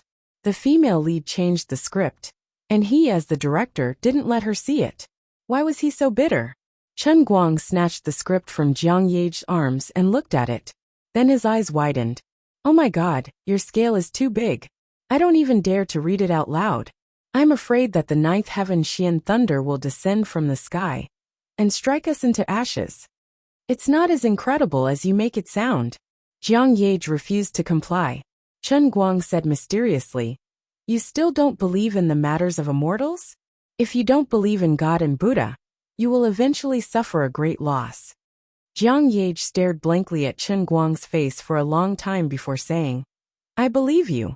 Chen Guang raised his hand and pointed to the sky. "That's right. These things happen when you believe in them. Although a gentleman doesn't talk about strange powers and gods, there are gods 3 feet above us." Jiang Yage stepped on his foot. "Speak properly. You've become so strange today." Chen Guang leaned back. "That's because I have something on my mind. If there weren't outsiders around, Jiang Yage really wanted to pinch his hand and comfort him, not to care about what happened yesterday. The next morning, the crew set off from the hotel again to shoot the remaining 2 scenes at the Great Waterfall. When they got out of the car, everyone felt that the air had become especially fresh. Shilu didn't follow them. Instead, she rested in the hotel. She was a little unwilling to give up and tried to get into shape. However, the performance that she put on by forcing herself to put on couldn't be appreciated by others. In the end, she could only give up. Before they knew it, more than a month had passed in the blink of an eye. The entire crew traveled all over the country, flying up and down to 7 or 8 places in the country. They even made a trip to Europe. When Big Beard Ding finally announced that the exterior scenes were done, everyone let out a long sigh of relief. They were finally free. During this period of time, Chen Guang followed the crew up and down, but he didn't stay idle. He really took out 50 million yuan from the Tianguang Group's cash and bought 7 villas in one go in the newly developed villa district near the school. While he was handling the money, he thought of the 170 million yuan that he had lost. He thought that Lu Li had calmed down, so he hurriedly entered the cup world, intending to ask her. However, before he could say anything, he was beaten up again. This time, he tried to resist, but Lu Ming used leaves to tie him up like a dumpling and hung him in the air. He didn't get to ask anything, and he was beaten up for nothing, which made him extremely angry. Chen Guang still didn't know that after he left the cup world, Lu Li and Lu Ming also heaved a long sigh of relief. Lu Li patted her chest. "We finally got away with it. I was so nervous." Lu Ming also shook his fruit. "Yeah, it was really dangerous. If he found out that the money was wasted, then Sister Lu Li, it would be really embarrassing for you." If Chen Guang knew that the 2 of them had actually calmed down a long time ago and were only afraid that he would ask about the money, he would probably vomit 3 liters of blood. However, his plan to get everyone over did not succeed in the end, and it had completely failed. He had been hit in the head by his father first. Chen Guoli's reason was simple and sufficient. He and Feng Rong's friends were all in Lilai County. It was difficult to find people to play mahjong in Wujing. Now that the dust pollution in the country was serious, the PM2.5 near Wujing often went up to 400. Although your mother is recovering very well now, she is still a person who has had a kidney transplant. If she breathes in too much dust, it will be too much pressure on the immune system. If the illness recurs, it will be terrible. Chen Guang said that I will put 2 air purifiers in a room. And Chen Guoli said that you want me and your mother to go to jail? Won't go out for the rest of my life. Well, in short, this matter was over. Even his parents couldn't pull him, let alone other relatives and friends. However, Chen Guang couldn't tell them what he was worried about. What could he say? The end of the world is coming. I met an elemental wolf that can spit fireballs and shoot ice needles. The people in this world are starting to mutate. Maybe the mosquitoes in the house will mutate. What he said was the truth. But Chen Guang felt that he might be ruthlessly sent to a mental hospital by his father. So in the end, Chen Guang's idea was completely ruined. Even his parents were like this, let alone other people. Fortunately, except for Zhuo Jingxi and Tang Ying, who were now in the United States, most of the people who were close to Chen Guang were gathered near Wujing. So the situation was not as bad as it seemed. As long as there was a car around, if something really happened, he would be able to rush over immediately. But if a stray dog or cat suddenly changed and was slashed by the neck, it would be futile even if Chen Guang brought everyone to the 5 capitals. After all, it was impossible for Chen Guang to watch over them 24/7. Just like Chen Guoli, although he didn't know what happened, he could hear Chen Guang's worry. However, he didn't take it seriously and comforted him. Don't scare yourself all day long. Even if you are really unlucky, don't some people choke to death when drinking water? As a person, you have to believe in fate. Chen Guang could only pinch his nose and accept it. In the past few days, although he relied on the acting skills of the world-class best actor to smoothly survive, he didn't have an easy time. During this time, the first thing he did after opening his eyes was to run to the window and look outside. Then he took out his phone and quickly read the news on the internet. Then he would run to find someone to chat with. In particular, he couldn't let go of any pets he saw in front of him. He talked about life with the hotel's gatekeeper, talked about ideals with the husky, who went out early in the morning and was left by its owner, or compared reactions with the British Shorthair, who passed by with a beautiful girl who lived in the same hotel. He was about to tire himself out. If it weren't for the fact that he had experienced many storms and had a strong psychological endurance, he felt that he would have almost had a nervous breakdown. The purpose of doing these things was also very simple. He was afraid that when he woke up, the world would no longer be the same as it was before. Every time he got a definite answer, he felt as if he had survived a disaster and had another day of peace. In the eyes of those who didn't know, the sun would rise as usual every day. But in his eyes, maybe the sun would disappear one day and the moon would become two. Who knew? Unfortunately, he couldn't tell anyone about this. He could only bear the pressure by himself. This situation exhausted a great deal of his energy, but it wasn't as if Chen Guang didn't accomplish anything in the past month. On Tianguang Media's side, hi, my God. This new variety show had already started recording smoothly. Chu Zijin led the team and fumbled around. Fortunately, with the help of the mature team sent by Xiaotsong, they smoothly recorded the first 4 episodes. The online copyright was directly given to Xiaotsong's Bamboo platform. Seeing that he had given people away and supported the 30 million for publicity, they didn't take a single cent from the licensing fee. As for the licensing of the television station, after many investigations, they finally decided on Jiangnan Province's Department 1, which was relatively strong in variety shows among the provincial satellite TV stations in the country. It was also known as Jiangnan Satellite TV, which was jokingly called Chili TV. The broadcast time had also been set. It was set for the middle of next month. It would be broadcast once a week. It was prepared to take over the primetime slot on Friday night. However, the contract signed between the company and the television station was more complicated. It wasn't just a simple licensing broadcast. The relationship between the production company and the television station complemented each other.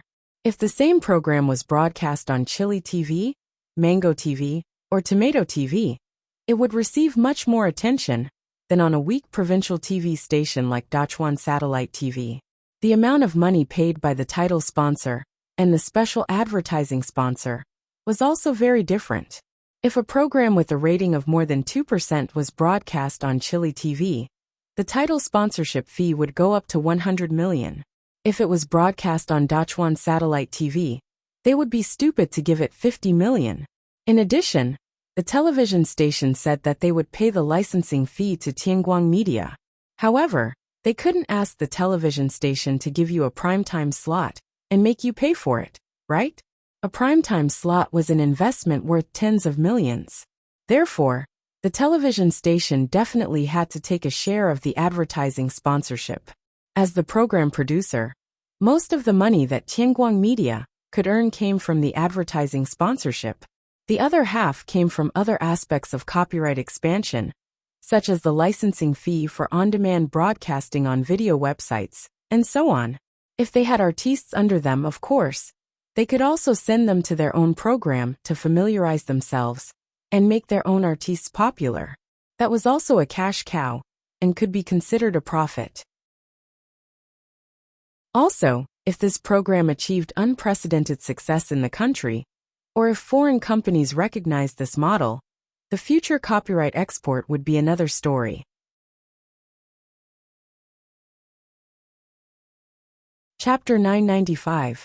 After finalizing the television station, schedule and sponsors, according to the contract signed by Chu Zijin and Chili Pepper TV, the basic title sponsorship fee was 100 million, and the 3 special sponsorship fees totaled 60 million, of which 60 million would be given to Chili Pepper TV. Chili Pepper TV bought high. My God. The first season's copyright licensing fee was 40 million. Including the video website's licensing fee and on-demand share, it was estimated to be less than 40 million.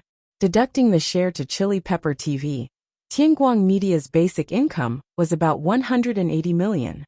However, The entire program's production and publicity costs were calculated to be about 180 million. This included the rental of the venue, the construction of the stage equipment, the appearance fees of the celebrity artists, the travel and accommodation fees of the contestants, and various other coordination fees. On the surface, Tianguang Media might be able to break even after completing the entire project, with no profit or loss. As for exporting the copyright overseas in the future, it was something that could only be chanced upon and could not be considered a stable income. On the other hand, Chili Pepper TV was guaranteed to earn 20 million. Of course, doing business was not charity. Risks and benefits coexisted. What was mentioned before was the basic income. But if the program's ratings exceeded expectations, the various income would rise steadily. For example, if the average ratings reached 2%, it would be a guarantee. If the ratings reached between 2% and 5%, the sponsorship fee would increase by 10%.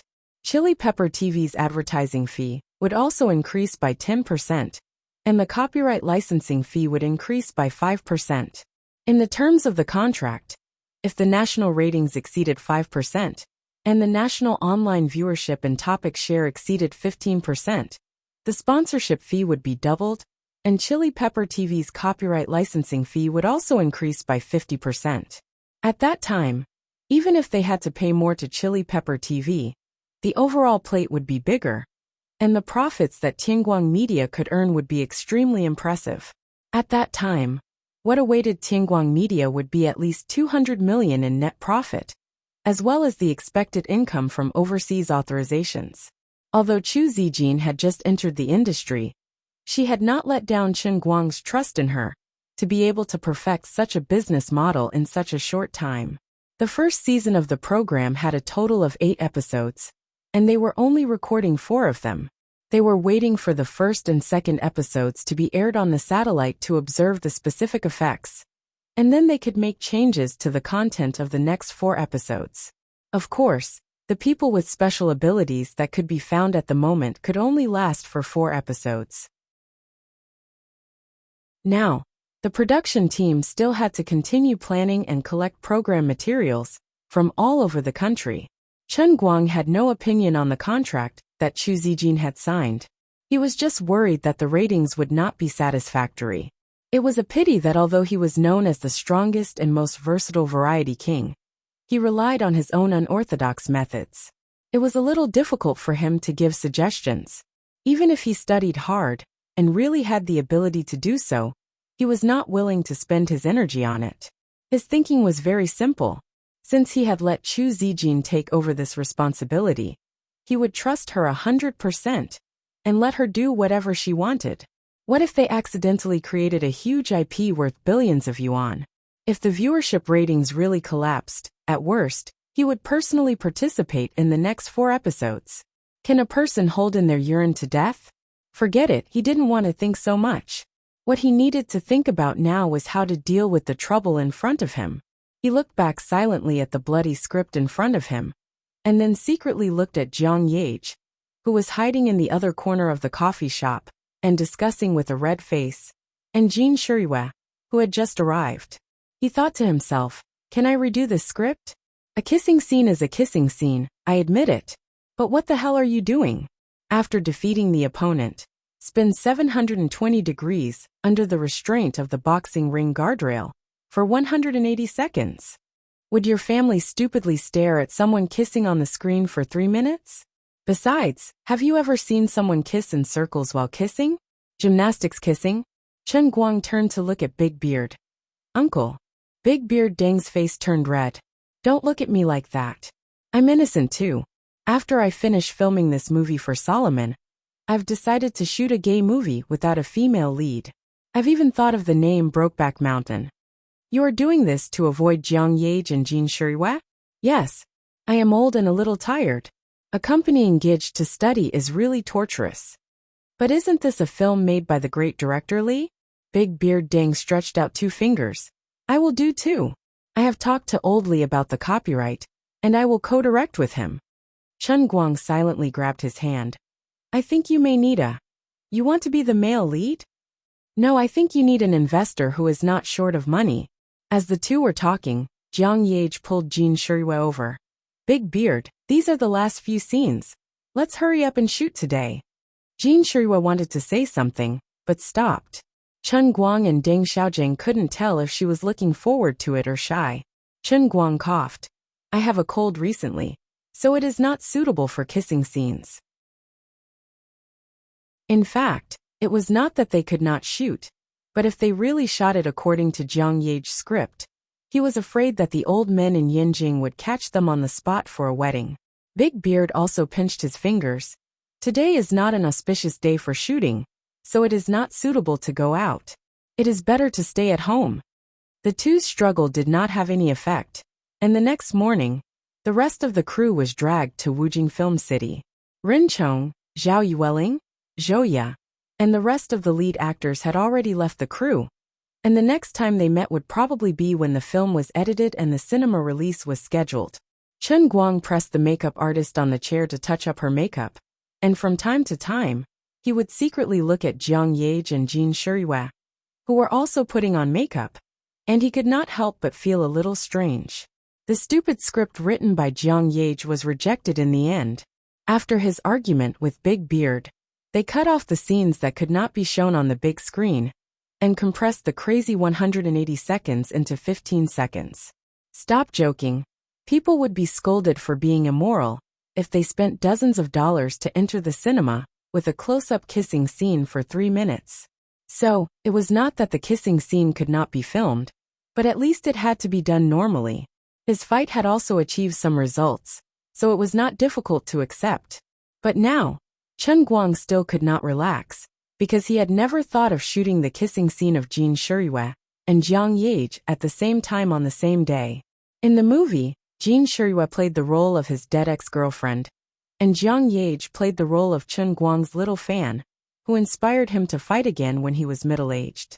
The two characters appeared in the movie more than 10 years apart.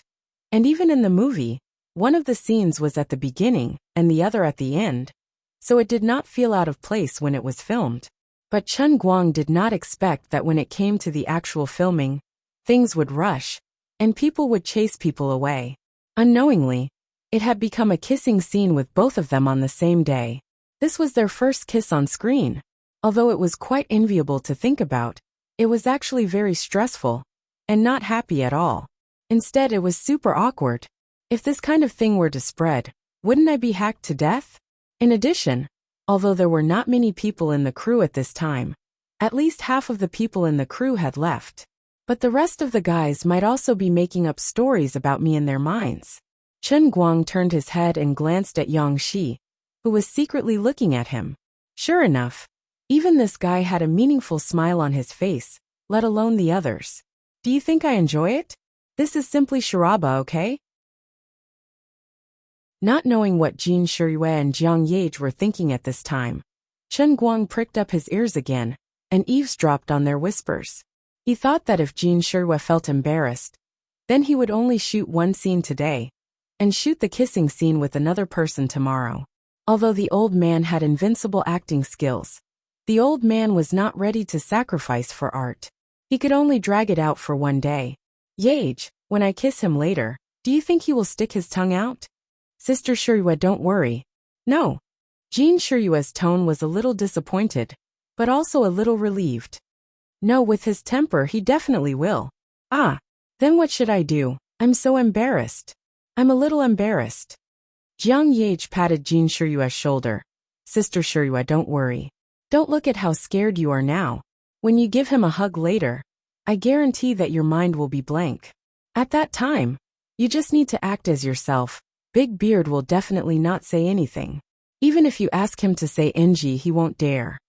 Jin Shuiwei was relieved, then looked at Jiang Yage again. She wanted to say something but hesitated. That's good, but you? Jiang Yage understood. She knew that Sister Shuiwei was a little embarrassed that she was shooting with Chen Guang first today, and then it was her turn later. Sister Shuiwei, what are you thinking? Didn't we never share the cup when we drink together? Jin Shuiwei suddenly realized. It seems so. But don't be too proud. I'll say the ugly words first. Anyway, I've made up my mind. When I shoot my scene later, I will deliberately NG 17 or 18 times. You are the one who is thin-skinned, so don't blame me for being ruthless. Jin Shuiwei made a gesture to pinch Jiang Ye's waist. You so sinister. Sorry for my rudeness. No, I want to NG too. Chen Guang decisively withdrew his power. He really couldn't listen anymore. His mind began to imagine the scene later. Big Beard was hysterically yelling NGs. Then, he gave the two of them a variety of fancy NGs from all sorts of angles, and then took advantage of them.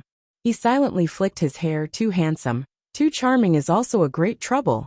As he turned his head, he saw a group of people walking over from the other side of the set. In the lead was a handsome young man in a white suit.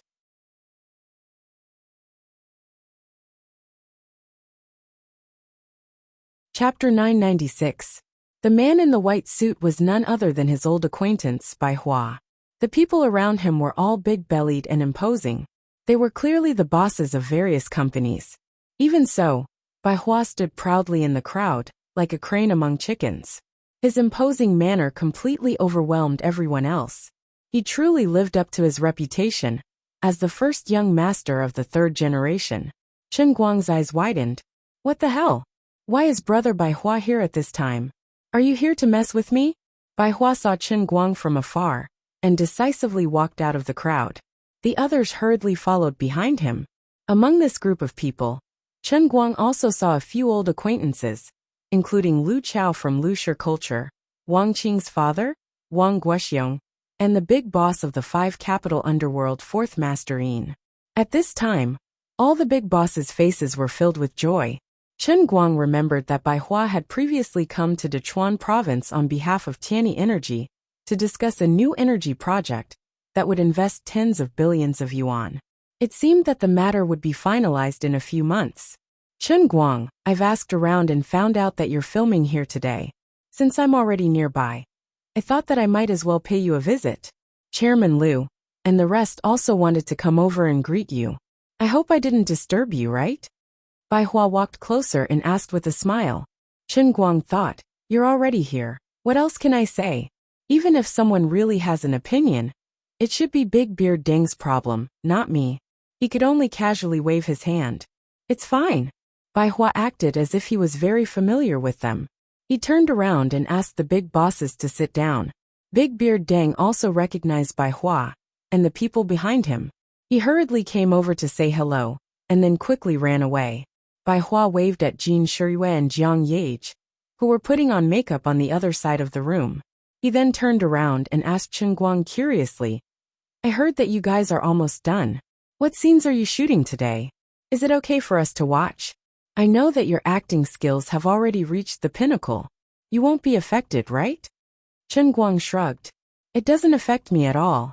As for today's scene, he swallowed his saliva, then looked at the other bosses like Lu Chao, who were like curious babies, and sighed. We'll be shooting the kissing scene today. Bai Hua's body trembled. A kiss scene? With whom? Chen Guang's gaze turned to the two women, Jin and Jiang. His eyes were especially deep. Those two. Sure. The people who came to watch the show twitched, and the big shots also had a very unique feeling in their hearts. Their impromptu visit had actually become a historical moment. As half an insider in the entertainment industry, Lu Chao immediately began to popularize science to others. Jin Shuiwei and Jiang Ye never shoot intimate scenes. Chen Guang waved his hand. Director Lu, don't mention this matter. I'm under a lot of pressure. Lu Chao thought that Chen Guang was being modest, and instead said with a face full of envy, Director Chen, you're being too modest. You don't need to feel any pressure. Think about it. The two of them have been in the industry for so many years, and they've filmed so many scenes. Not to mention kissing scenes. Have they even held hands before? No, right? In my opinion, the only person in the entire entertainment industry who can make the two heavenly queens break through their limits and boundaries is you. That's right. If it were anyone else, would the two heavenly queens make such a sacrifice? Nonsense. How can this be called a sacrifice? This is filming. This is the art of film. What do you know? Old Lu is still the one who knows how to speak. As expected of someone in the industry. Anyway, Director Chen, do your best. I won't say much, but on behalf of my company, when your movie is released, our company will directly book the entire theater. Yo, that's a big deal. Oldly, your company has more than 30,000 employees. Are you going to do it together? Don't tell me you're bragging. The boss, who was called Oldly, waved his hand nonchalantly. How is this a big deal? My company organizes our employees to watch movies every year. Doesn't it matter who they watch? Of course, we have to watch our own people. The others also chimed in one after another. These guys were indeed shrewd people. Their words were all flattering Chen Guang, but no one expressed any envy. Everyone present was a big shot. Although they might not know the real background of Jin Shirui and Jiang Yage, they could roughly guess it, so they did not dare to be envious. That was why things in the world were so interesting. Big shots like Lu Chao and Wang Guoxiong were much more powerful than Bai Shuihe and his son from the Dan family. It was because they stood at a higher position that they could see more things, and their actions were more meaningful. However, Chen Guang did not enjoy their flattery. Instead, he could not sit still, feeling as if he was being roasted on a bonfire. Especially when Bai Hua's expression gradually changed, Chen Guang felt even more unbearable. Brother Bai wanted to say something but hesitated. Perhaps he felt that something was wrong, but everyone here was an outsider, so it was not convenient for him to speak. Finally, when the cameras were about to start shooting, Bai Hua separated himself from the crowd and looked for Chen Guang. He asked, Chen Guang, is this okay? Chen Guang knew what he was referring to. After all, in his heart, he and Jin Shirui had always been lovers. Back then, he had fallen in love with Chen Yu, before he was willing to completely give up on Jin Shirui. But today, Chen Guang had to shoot kissing scenes with two people at the same time. It was inevitable that he would not feel good. Although their relationship had changed, and it was no longer the love from before, Bai Hua did not want to see Jin Shirui feel wronged. How could Chen Guang tell him that not only did Jin Shirui not want to feel wronged, but she also wanted to learn from Jiang Yage and crazily take NGs? He had no choice but to pat Bai Hua on the shoulder. Brother Bai, don't worry. I understand. Don't think too much about it. It's just a movie. Isn't this normal for other actors? Bai Hua felt that there was something wrong with his words, but he couldn't refute him. It was not until Chen Guang walked away that he fiercely stomped his feet. Hey, I didn't think it through. I should have asked him just now.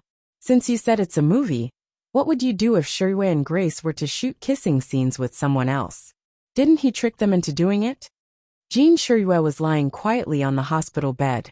The makeup on her face was a little pale, and she looked very pale. This was a specially decorated ward. There was a white lily on the windowsill, and the TV was playing a highlights clip of a boxing match. In the movie, the girl's life was about to come to an end. She could close her eyes at any time, never to open them again. But at this moment, her eyes were wide open as she stared at the TV screen. Congratulations! Congratulations to Chun Lei for winning the CBO championship. He's an unprecedented genius. On the TV, the young man she missed day and night was standing in the boxing ring. His eyes were swollen, and it was hard to tell whether his face was covered in blood or sweat. He raised his right hand high and grinned. Even through the screen, one could see the pride in his heart. The scene on the TV changed to a reporter interviewing the boxer, Chun Lei. Mr. Chen, what do you want to say the most at this time? On the TV, Chun Lei was facing the camera.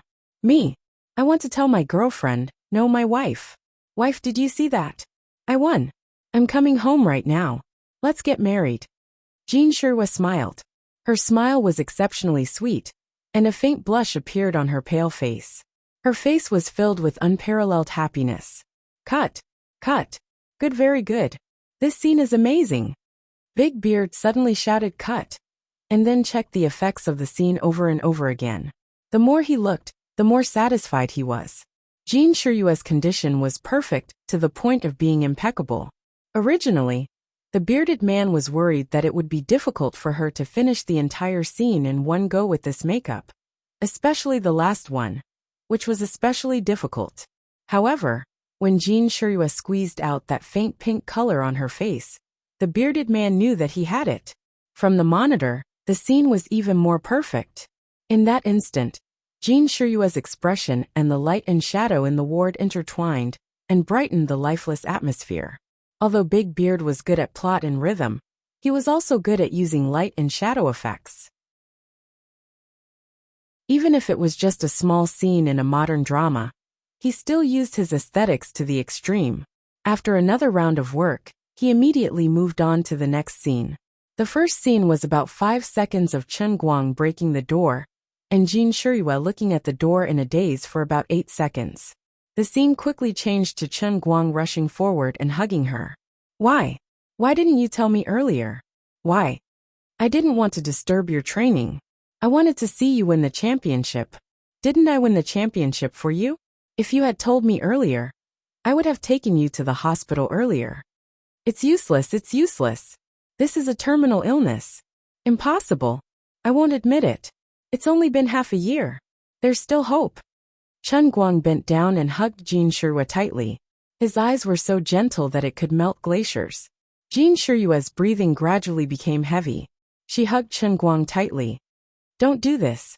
Kiss me. Why? Because I want to. With that, Jin Shiryua hugged Chen Guang tightly and kissed him. Big Beard waved his hand, and the camera quickly moved forward. Finally, after 10 seconds, Big Beard let out a long breath. Cut. Perfect. Jin Shiryua opened her eyes and let go of him. She only came back to her senses now. That's it. What did I just do? Why can't I remember anything? Did I lose my memory? There was no problem with my acting just now. There was no NG. How did I pass it in one take? Jin Shiryua was a little unhappy. It was such a rare opportunity, but her mind was in a daze. She didn't know anything. She got down from the hospital bed with a thick hospital gown and ran to the monitor with a red face. She checked the effects of the camera with Chen Guang and Big Beard. Only then did she see how she acted. She understood at once. Although she was unconscious at that time, she was brought into the scene by Chen Guang. At that time, she was his first love. She didn't need to think much. She just needed to give her all for the last kiss. The next time she appeared, it would be a funeral photo. Shiryua, your acting is getting better. At this time, Bai Hua also came over and praised her. Although Bai Hua no longer liked Jin Shiryua, seeing such a loving kiss scene, even if it hadn't gone through post-production, still made his heart ache. May all the lovers in the world be together. But he was still waiting for the flower in the mirror and the moon in the water. He didn't even know when it would end. After being praised by Bai Hua, Jin Shiryua felt embarrassed. She stole a glance at Chen Guang, then blushed and ran to the dressing room to remove her makeup. Chen Guang watched from the side for a while, then went to remove her makeup as well. Big Beard and Jiang Yage started to reshoot a few scenes that Chen Guang felt were unsatisfactory before he came to the set. Lu Chao and the others surrounded Bai Hua, keeping a distance from the crew and chatting with one another. President Chen is really a happy winner in life. That's right. Although they said on Weibo that there's nothing between them, I think there's definitely a problem. The way they looked at me just now was amazing. Even I, who doesn't watch movies much, was moved to tears when I knew they were filming. If I didn't treat them as my other half in my heart, wouldn't the acting be too realistic? But there's still a scene with Jiang Yage later. Oh right, President Chen is doing his middle-aged makeup right now, right? Yes. Such a complicated makeup to change his age will probably take an hour or so. I still have a meeting at the company, so I'll take my leave first. Me too. After all, this group of big shots were busy people. They had already given Chen Guang enough face by following Bai Hua over to greet him. With too many people here, it was hard to guarantee that Chen Guang wouldn't feel awkward. Therefore, everyone found an excuse to leave, leaving only Bai Hua, who had nothing else to do today, to stay. Of course, when the big shots left, they couldn't help but feel regretful that they didn't get to see Chen Guang kiss the two heavenly queens in a row. This was also the reason why they left at the last minute. They were really afraid that Chen Guang and Jiang Yage's kissing scene would be so perfect. If that happened, how would they flatter him? It wouldn't be a good thing if they accidentally saw a love triangle between the rich and the powerful. They thought about how some of their descendants were addicted to these two little girls, and then thought about how they could use filming to get close to Chen Guang. They couldn't help but feel heartache for their juniors. Compared to ordinary people, their juniors might be envied as second-generation rich kids. But compared to Chen Guang, their second-generation rich kids were really embarrassing. Little Chen was really amazing. In just half a year, he had gone from being an ordinary student to the top. Even young Master Bai from Yanjing, who came to Wujing, specially came to greet him. With this kind of treatment and status, it wouldn't be wrong to say that he was the #1 young master in China. Unfortunately, he didn't have any background. If his good-for-nothing sons had 1/10 of his ability, it would be enough to comfort his old heart. About 3 hours later, at about 4 o'clock in the afternoon, the second kiss scene officially began. Because this was the last part of the boxing match, the props had to be completely restored to the previous scenes. As for the extras, they didn't have to worry too much. It would be fine as long as the extras were glued to the extras in the post-production. In addition, some of the main audience members who had lines and close-ups also came to the set today. Bai Hua stood far beside Big Beard and looked at the monitor with him. When he saw Chen Guang kissing Jiang Yage again, and Jiang Yage crying tears of happiness, he also unknowingly teared up. He didn't know that even though he was separated by more than 20 meters, he was still dragged into the world of acting by Chen Guang. At this time, his mind was turning over and over again, and all he could think about was the tall girl, who he bitterly loved, but didn't respond to. The love in the movie is so happy, but why is my life so bitter? Bai Hua silently turned his face away, not wanting to let others see his tears. He really wanted to drink a glass of wine and then forget everything.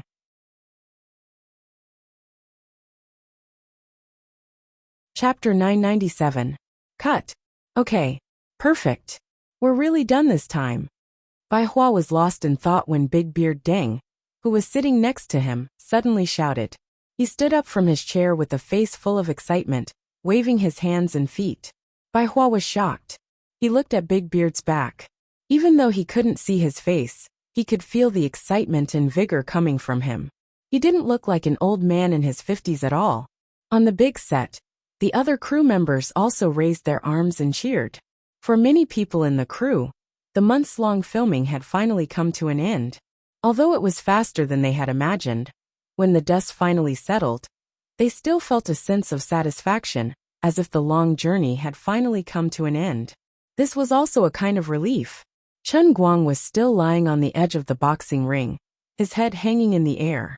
Jiang Yage supported his head from below, still crying. She desperately moved her mouth closer to Chen Guang's. Not only that, but her tongue was also desperately moving forward. When she was chatting with Jin Shiriyue, she had put it nicely. The two of them were still wondering if Chen Guang would stick his tongue out. Previously, when Chen Guang and Jin Shiriyue were filming, it was Jin Shiriyue who was completely pulled into the scene and took the initiative to attack. Now it was Jiang Yage who was also pulled into the scene, because she was playing the role of a particularly active and youthful beautiful girl fan. Her performance was even more aggressive than Jin Shiriyue's. From the start of the scene, she wanted to rub Chen Guang's neck into her body. Her tongue was like an electric drill, straight into his body. At that time, Chen Guang didn't avoid it. As the world's best actor, he brought others into the scene, and he himself was also in the scene. But now that Big Beard had clearly shouted cut, and the others had already started cheering, Chen Guang had instantly broken away from his acting, but Jiang Yage was still immersed in it. Imagine the scene at this moment. The others were raising their arms and cheering, flying hats and congratulating each other in various ways. But he and Jiang Yage were still kissing nonstop. It was really quite awkward. He tried to speak, but this woman was too unreserved. Do you want me to eat your tongue? He couldn't speak, afraid that she would accidentally bite him. At this moment, Chen Guang wanted to push her away, but he was in an awkward position. So when he forcefully pushed his head up, he ended up landing on her chest instead. Although when there was no one around, not to mention touching it, it wouldn't be a problem even if he held it in his hands and molded it into all sorts of shapes. But now they were in public. There were so many people, especially Brother Bai, who was watching. In Bai Hua's heart, he and Jin Shirihua were the ones who had that kind of relationship. If he acted too intimately with Jiang Yage in front of him, it would seem like he was letting her down. Chen Guang knew that his thoughts were quite shameless, so other than this kissing scene, he had been trying very hard to keep his distance from Jin Shirihua.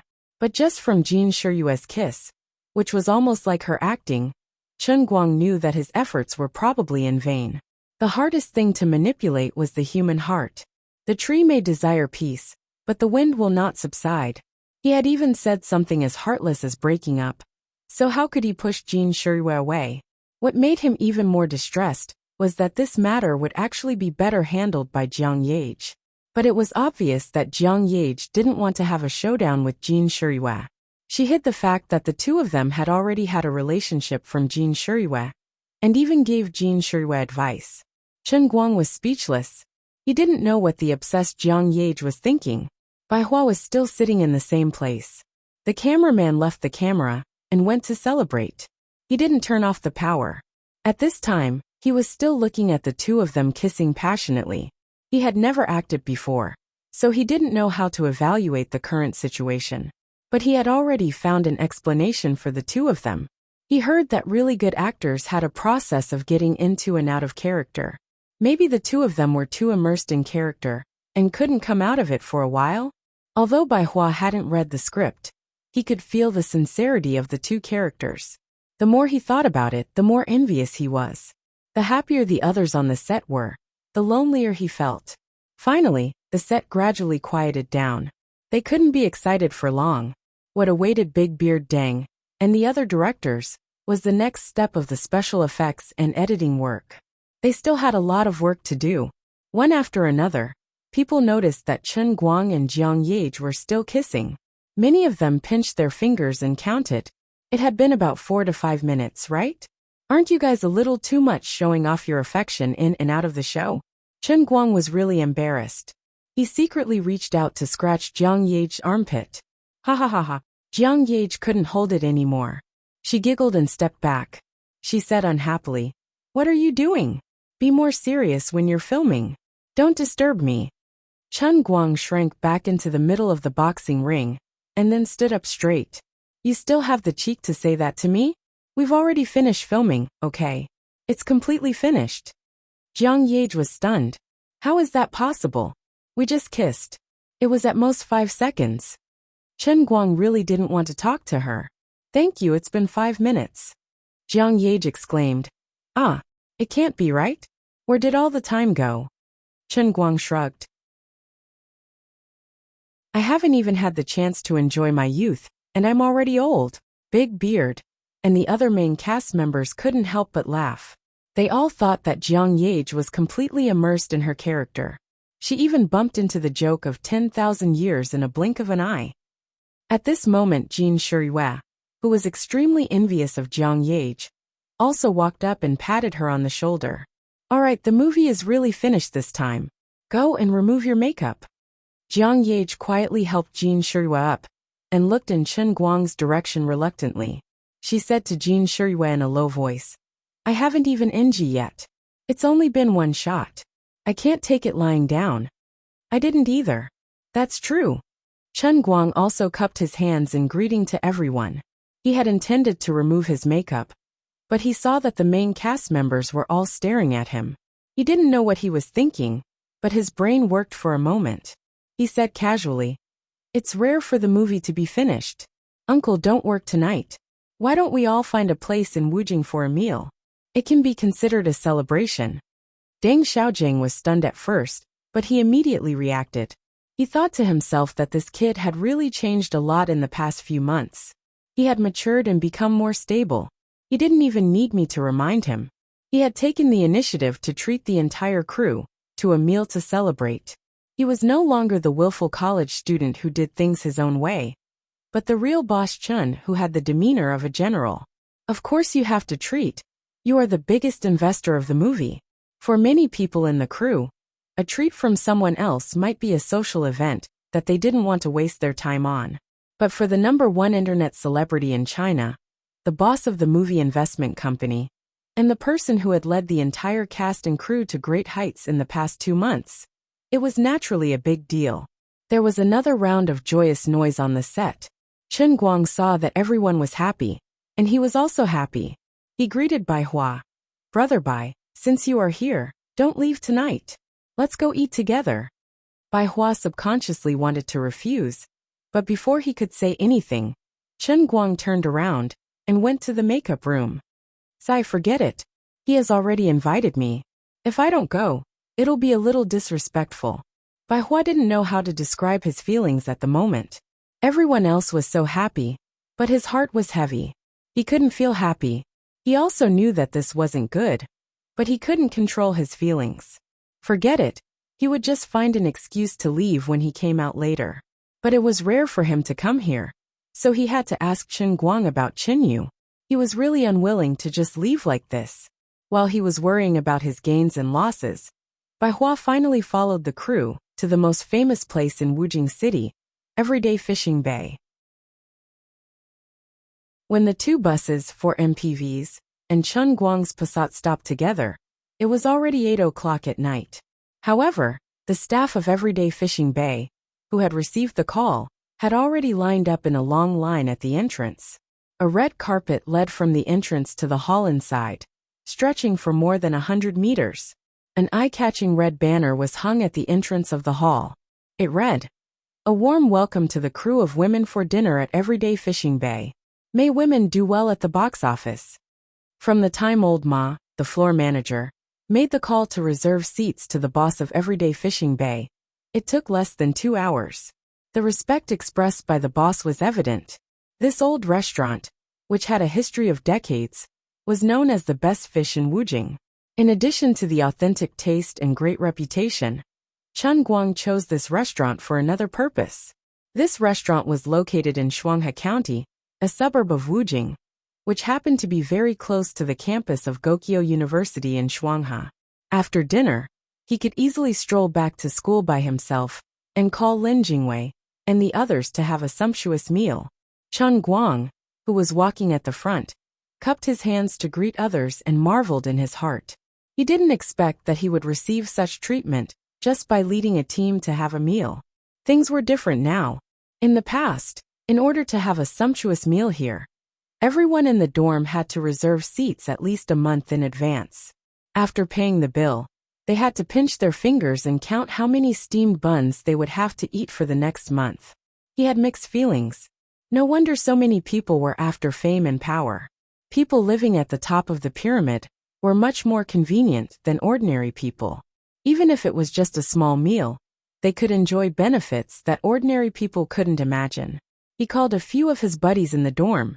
He wanted to call Gaoya and Sun Xiaoxuan, but in the end, only Lin Jingwei came. Xiong'er and Bai Fan invited someone to play basketball, while Gaoya and Sun Xiaoxuan were busy with the student council. "I think Sun doesn't want to come." After everyone was settled, Chen Guang went downstairs alone to wait for Lin Jingwei, which was what he said the moment he arrived. Chen Guang couldn't do anything about it. "I didn't think it through."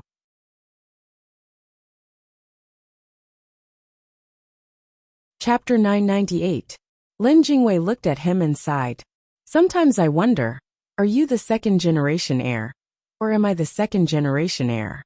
Compared to you, I'm really the perfect man, the kind that you can't find even if you look for a lantern. Let's not talk about me, just look at Brother Xiaobai. He's a handsome man, a gentleman, and the number of girls who like him can form a line from Zizaman to the Olympic Village.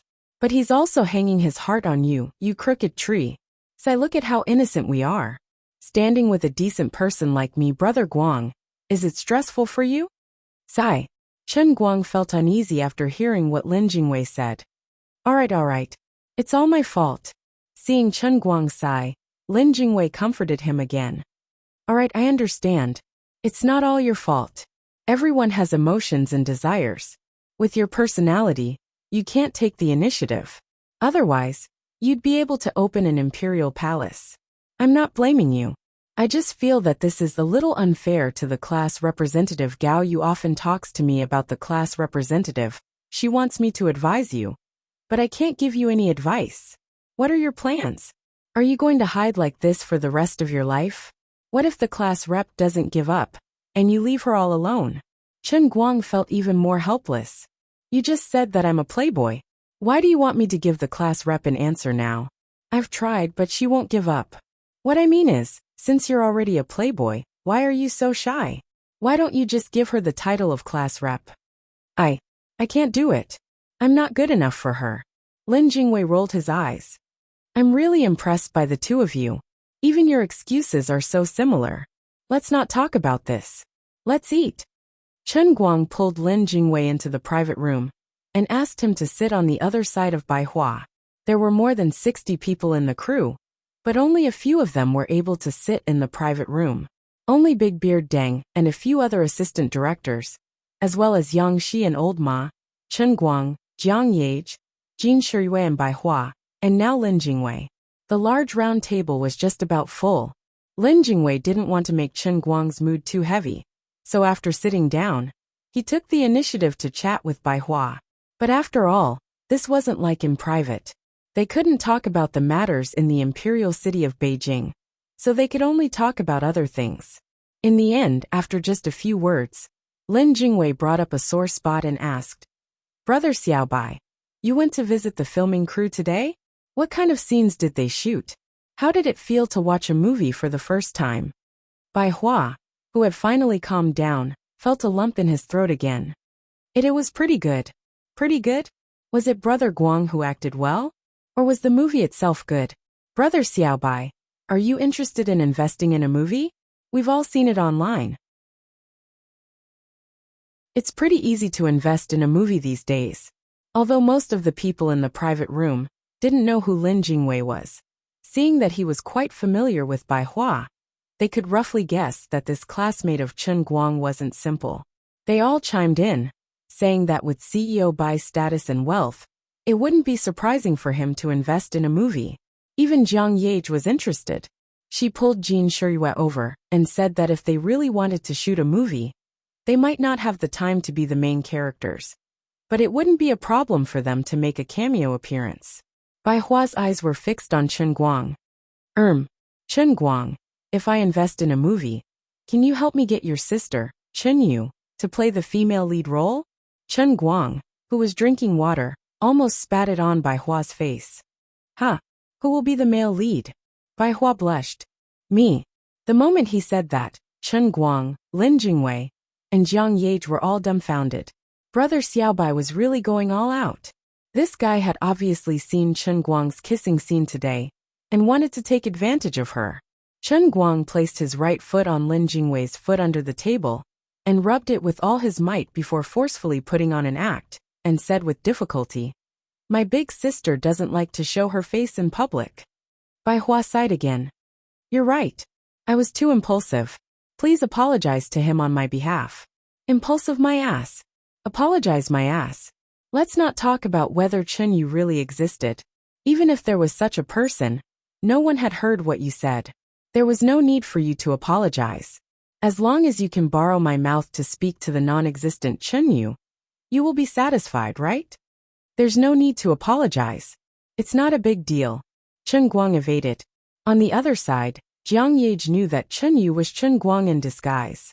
She knew that the more she said, the more mistakes she would make. She quickly stopped talking and pulled Jin Shiyue to look at the food on the table. Bai Hua fiercely drained the cup in front of him, choking and coughing twice. He then said, Actually, the apology is fake. I just want to see her. At this time, the other people at the table also read the meaning. They all praised that Chen Yu must be an unparalleled person to be able to get CEO Bai's favor. Bai Hua felt honored by the praise. No one forced him to drink.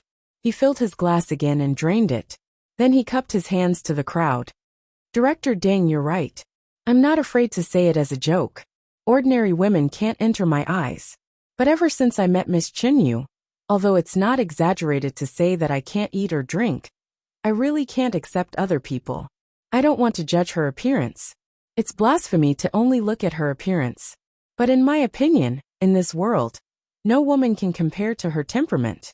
Even if I say this in front of Shiyue and Solomon, I'll say it. Solomon, don't you think so? Bai Hua drank a bit too much. Jiang Yage secretly looked at Chen Guang, whose face was so red that he wanted to hang himself. She nodded. Brother Bai is right. I really can't compare to Chen Yu's temperament. She began to sympathize with Bai Hua again. She lifted her foot and stepped on Chen Guang's left foot. As a result, Chen Guang's right foot stepped on Lin Jingwei, while his left foot was stepped on by Jiang Yage, creating a terrible cycle. Big Beard Deng's eyes widened. So amazing. Listening to CEO Bai, I really want to see it. Maybe she's really a natural-born movie queen. Chen Guang, you have such a sister? Chen Guang squeezed out a smile. My sister doesn't want to be a star. Bai Hua, who was next to him, took advantage of the fact that no one was paying attention and gulped down another glass. Chen Guang is right. Oh right, last time I asked you to help me bring her a letter. What did she say after reading it? Chen Guang didn't know how to answer him. He just gritted his teeth and thought, I can't let this guy continue to play. I really want to ask Lu Li for a pill that can erase other people's memories and stuff it into his stomach. Since you're so shameless, then don't blame me for being ruthless. Take this, it's even more ruthless than the good guy card. He coughed lightly. My sister said that she's indebted to you, but it's not fate. She already has someone in her heart. Bai Hua froze as if he had been hit by a heavy blow. His emotions became a little too agitated as he poured himself another glass. Just as he was about to send it to his mouth, Lin Jingwei, who was beside him, quickly snatched it away. Brother Xiaobai, you've drunk too much. Unexpectedly, Bai Hua abruptly pulled his right hand back, shoved the bottle into his mouth and drained it. He slammed the table and shouted hysterically. This it? Can you tell me who it is? I want to know why I lost. Why? The atmosphere at the table suddenly became very strange. It was supposed to be a good celebration party, but a person of extraordinary status got himself drunk at the table. He was hurt by love and made a scene in front of everyone. It was a complete letdown. If it had been someone else, Big Beard would probably have chased them away with a glare, and the rest of the crew wouldn't have given him any face. But this was Bai Hua, the current vice president of Tianjin Energy, the person who had the power to control tens of billions of cash flow. Ever since he returned to China, he had become the new head of a huge state-owned enterprise that was very popular in the Chinese business world. Even though his current position had little to do with the entertainment industry, everyone knew that such a person would have a terrifying influence in China in the future. If anyone dared to offend him, he didn't have to do anything. He just needed to put on a show. And besides a famous director like Big Beard, everyone at the table would lose their jobs. Who could afford to offend him? Everyone didn't expect this. Wasn't this young CEO, by quite an experienced person in the news? Why was his condition so strange today? Everyone at the table looked at each other, as if they were sitting on pins and needles. They didn't know whether to stand or leave. They all felt that they had seen something they shouldn't have seen. If Mr. Bai sobered up later and remembered that he had embarrassed himself at the table, he might even hold a grudge against the others who had seen him at the table. This was King embarrassing. Chen Guang also didn't expect that a good meal would turn into such a situation. He was also angry. This is my celebration party. Aren't you hurting my reputation by acting like a drunkard here? Besides, your alcohol tolerance is a bit bad. Brother Bai, you drank too much. Lin Jingwei could hear the anger in his heart, so he tried to smooth things over. Chen Guang, stop it. Brother Bai doesn't usually drink white wine, so he lost control a bit. You know this the best. It's really bitter. Bai Hua's mind didn't listen to what Lin Jingwei was saying. He continued to stare straight at Chen Guang. He stammered, I'm sorry, Chen Guang. I didn't mean to make things difficult for you. I just can't accept it. I'm sorry. I beg you to understand me. I've never felt this way before. I can't explain it to you, but I really treated her wholeheartedly. I also know that forced melons won't be sweet. Feelings can't be one-sided. I understand that. I just don't understand. I don't understand. I'm not trying to take revenge. I'm not that kind of person. If it's really inconvenient for you to tell me who that person is, Then you can describe to me what kind of person he is. I can't. I can't lose without knowing why. Bai Hua's tone became much gentler. His current state was that of a person who was drunk, but didn't think he was drunk. After saying some nonsense, he temporarily regained some sobriety and felt ashamed of his drunken antics. In his heart, Chen Guang felt that Chen Yu was a fictional character, and the person she was in love with was even more fictional. You want me to describe a fictional person's fictional lover? Aren't you forcing me to bluff? At that moment, Jiang Yage poked his waist from the side. Chen Guang turned his head to look at her. Jiang Yage's eyes darted to the door from time to time. Her original intention was to think of a way to drag Bai Hua away. They couldn't stay here any longer. Chen Guang pretended to be enlightened. He looked at Jiang Yage with his mouth slightly agape and his eyes wide open. Jiang Yage cursed in her heart. What did you understand? She wanted to say something, but it was too late. Chen Guang turned his head to look at Bai Hua and took a deep breath. Brother Bai, I really didn't want to tell you this. But if you really want to ask, I have no other choice. Speak. Bai Hua's eyes were hazy. Chen Guang said resolutely. My sister said that how can people of different genders fall in love? She likes gentle, petite, and adorable girls. Bai Hua's eyes widened, and his face became paler. His defeat was downright hopeless. Never in his wildest dreams would he have thought that he would lose to a man. The woman I like also likes women. No wonder my hot blood couldn't be exchanged for even the slightest bit of response. I used the wrong force. Why is my life so bitter? The most frightening thing was that the air suddenly became quiet. But in that instant, the private room was completely silent. Everyone's mouth was wide open, forming an O shape. Lin Jingwei, who was standing behind Bai Hua, had a look of despair on his face. My brother Guang, you really dare to King trick me. Jiang Yage clutched her chest, feeling that her heart was about to explode. Only Jin Shiyue, who had seen Chen Yu before but didn't know anything, had a look of enlightenment. She subconsciously said, no wonder. When I saw Chen Yu in Beijing, I felt that she was especially manly. She had a little temperament in that aspect. Don't say any more. Bai Hua clutched his chest, his right hand holding the wine bottle, stumbling out of the room step by step. I'm going out for a breath of fresh air. Chen Guang, Lin Jingwei, and Jin Jiang hurriedly followed him out. Before leaving the room, Chen Guang turned around and apologized to the others in the private room. Everyone, I'm sorry, but Brother Bai didn't mean any harm. You guys continue to eat. We'll find a way to send him to rest. Don't take it to heart. Big Beard and the others nodded, not daring to take it to heart. They only wished that they could lose their memories after tonight. They were 2 steps late. When Chen Guang and the others came out, Bai Hua was pulled by Lin Jingwei and poured the remaining half bottle of white wine into his mouth. Lin Jingwei was so anxious that he jumped up and down. Brother Bai, don't. The few of them crowded out the door under the surprised gaze of the daily fishing bay's waitress. Bai Hua didn't even take 2 steps before the wind blew against him. He held onto the tree next to him and began to vomit. However, he didn't sober up after vomiting. Instead, he became even more drunk.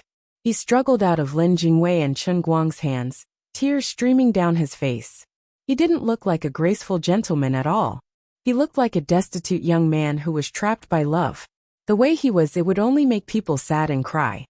I feel terrible. I want to drink. Chen Guang raised his hand and wanted to knock Bai Hua out. Lin Jingwei stopped him and shook his head slightly.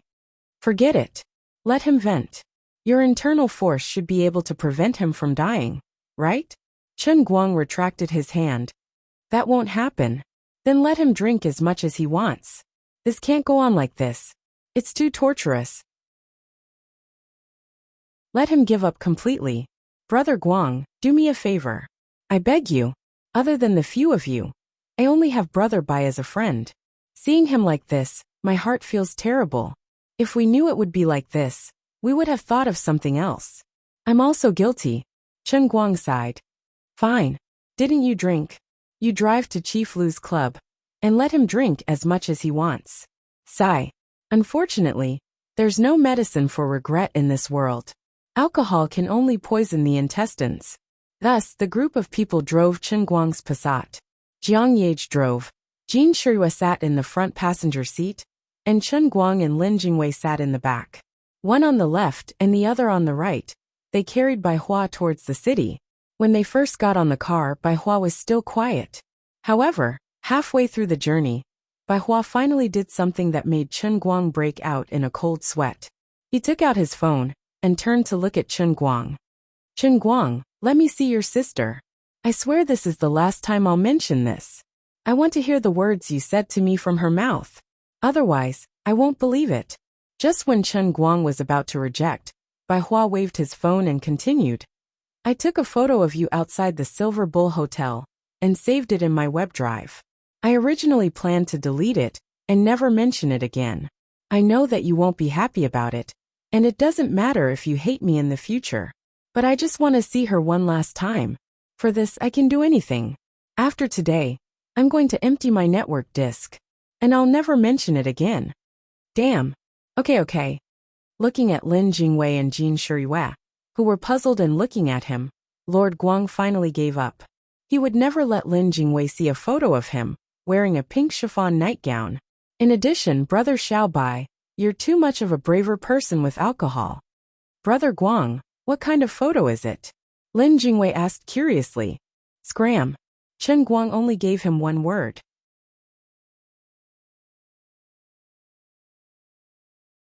Chapter 999. If he had a choice, he really didn't want the legendary Chen Yu to reappear. He felt that this was a stain on his life. If he could strangle his other self, he would rather let Chen Yu die. Unfortunately, he couldn't do it. Compared to a stain that Lin Jingwei already knew about, Chen Guang was more willing to hide another stain. At the very least, Lin Jingwei was involved in the whole matter of him pretending to be Chen Yu. Moreover, he was the one who got into it, so he couldn't absolve himself from the blame. He couldn't laugh at himself about this. But if this guy found out that he was wearing women's clothing when he was free, and that it was a sexy and revealing female clothing, Chen Guang was worried that he would have to kill him to silence him. After all, Lin Jingwei was only a little over 20 years old. He still had a lot of years ahead of him. It might be too cruel to let him die at such a young age. So since Bai Hua said that this was the last time, forget it. He would just pinch his nose and bear it. After all, there was still Jin Shuiwa present. If more people saw the photo in Bai Hua's hands, Chen Guang really didn't know how he would face the rest of his life. Of course, Brother Xiaobai had completely abandoned his integrity. They were already so familiar with each other. But he actually secretly took photos and then threatened him afterwards. Later on, he would definitely give him the most painful stab. This is the path you chose. And this one is also doing it for your own good. Instead of letting you suffer for no reason, why don't I, the old man, transform into a fairy and purify you? I want you to completely give up. I want your heart to shatter into ashes. I want you to directly escape into the void. I want you to be afraid of women in the future. There's no end to this. You're still pestering me. When they arrived at the clubhouse, Jiang Yage and Jin Shuiwa covered their faces before entering. Although this was Lu Chao's territory, Chen Guang still didn't want the news to appear on tomorrow's news headlines that Chen Guang and Jiang Yage visited a private clubhouse together. Since he quietly entered the private room and sat down, Lin Jingwei waved the check to greet the waiter. In short, he asked the waiter in the club to behave and not disturb him. Bai Hua sat on the sofa for about 10 seconds before he turned around and looked at Chen Guang anxiously. Chen Guang couldn't deny it. Sigh, alright. Don't look at me like that. I'll go look for her now. Is she really in the 5 capitals? Bai Hua was overjoyed. What else could Chen Guang say? He nodded and said, It's really there, and it's very close to here. Okay, you guys go ahead and sing. I'll be back soon. Bai Hua jumped up from the sofa and said, Jingwei, help me get a dozen beers. I want to boost my courage. The others also didn't want to talk to him. How can you boost your courage with your current courage? You're CEO Bai, and you don't even want your face anymore. How can you boost your courage? Are you trying to boost your cholecystitis? On the other side, Chen Guang pulled Jiang Yage and ran away. After all, He pretended to come out to pick them up, but he was drunk. He couldn't violate his principle of never driving after drinking. So, Jiang Yage had to be his designated driver. After the two walked out of the private room, Chen Guang personally went to buy out the private room next door. He was very familiar with this move. What should we do now? Jiang Yage seemed excited and nervous. Even though she had already seen Chen Guang's good deed, she didn't expect to have the opportunity to personally participate in his cross-dressing process. This was a wonderful experience that couldn't be found anywhere else. Chen Guang shrugged. What else can we do? Put on makeup. Did you bring anything? Jiang Yage shook her head. I usually only put on some light makeup. I only bring some foundation with me. I'm afraid it'll be difficult. Then, do you know how to put on makeup? How good are you compared to Sister Hua? Jiang Yage knew who Sister Hua was the moment she heard her name. She said cheerfully, to be honest, I learned from Sister Hua. Sister Hua said that I'm only a fingernail away from her. Chen Guang thought for a moment. That's good. I'll call someone to send something over. Chen Guang thought that he couldn't let Big Beard Ding know about this. Luckily, he still had the phone number of boss Hao Yukai, the CEO of Iris Flower Prop Company. Although it was a bit difficult to ask someone to send the equipment over at 10 o'clock at night, his face was bigger than the sky.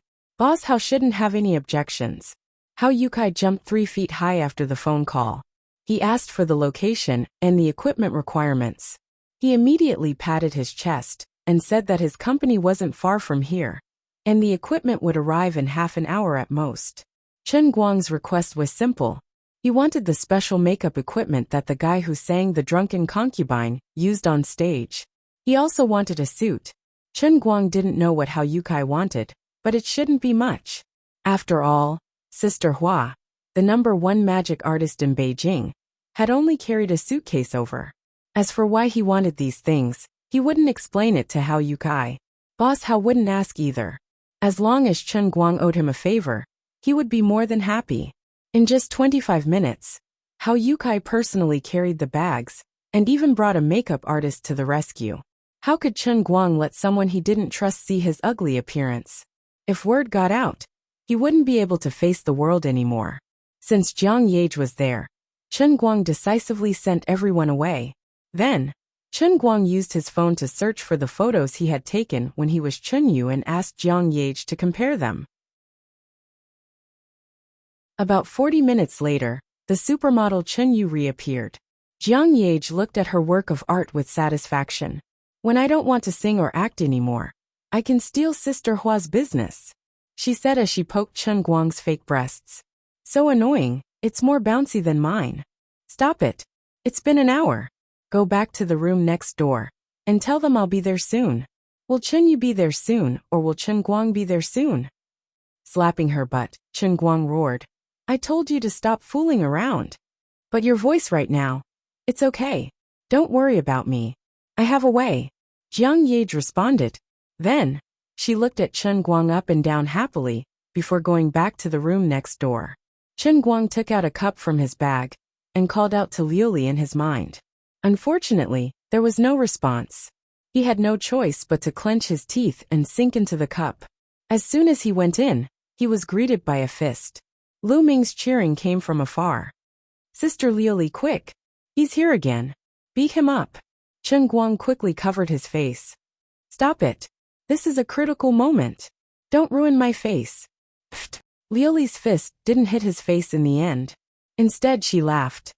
This idiot pretending to be a woman again. Lu Ming also laughed and waved his big green fruit. Yo, I couldn't tell. You're pretty good looking. This guy really knows how to have fun. He's self-sufficient. Chen Guang touched his chest. There's something. What the hell? He didn't know what was wrong with the heavenly holy grail today. It brought in the makeup it put on outside. Usually, he would run away decisively. But now he was under the eaves. Let me lower my head first. The situation is urgent. Don't tease me. I just want to settle this mess. Help me. I will never forget your kindness. Liu Li rolled her eyes. It's not impossible for me to help. I won't hold it against you for blowing me up last time. But I only have one request. You don't want me to ask about the 170 million, right? No matter how slow-witted Chen Guang was, He should have guessed the situation. If it had been in the past, he would have been so distressed that he would have wanted to fight Liuli to the death. But now he was not so short of money.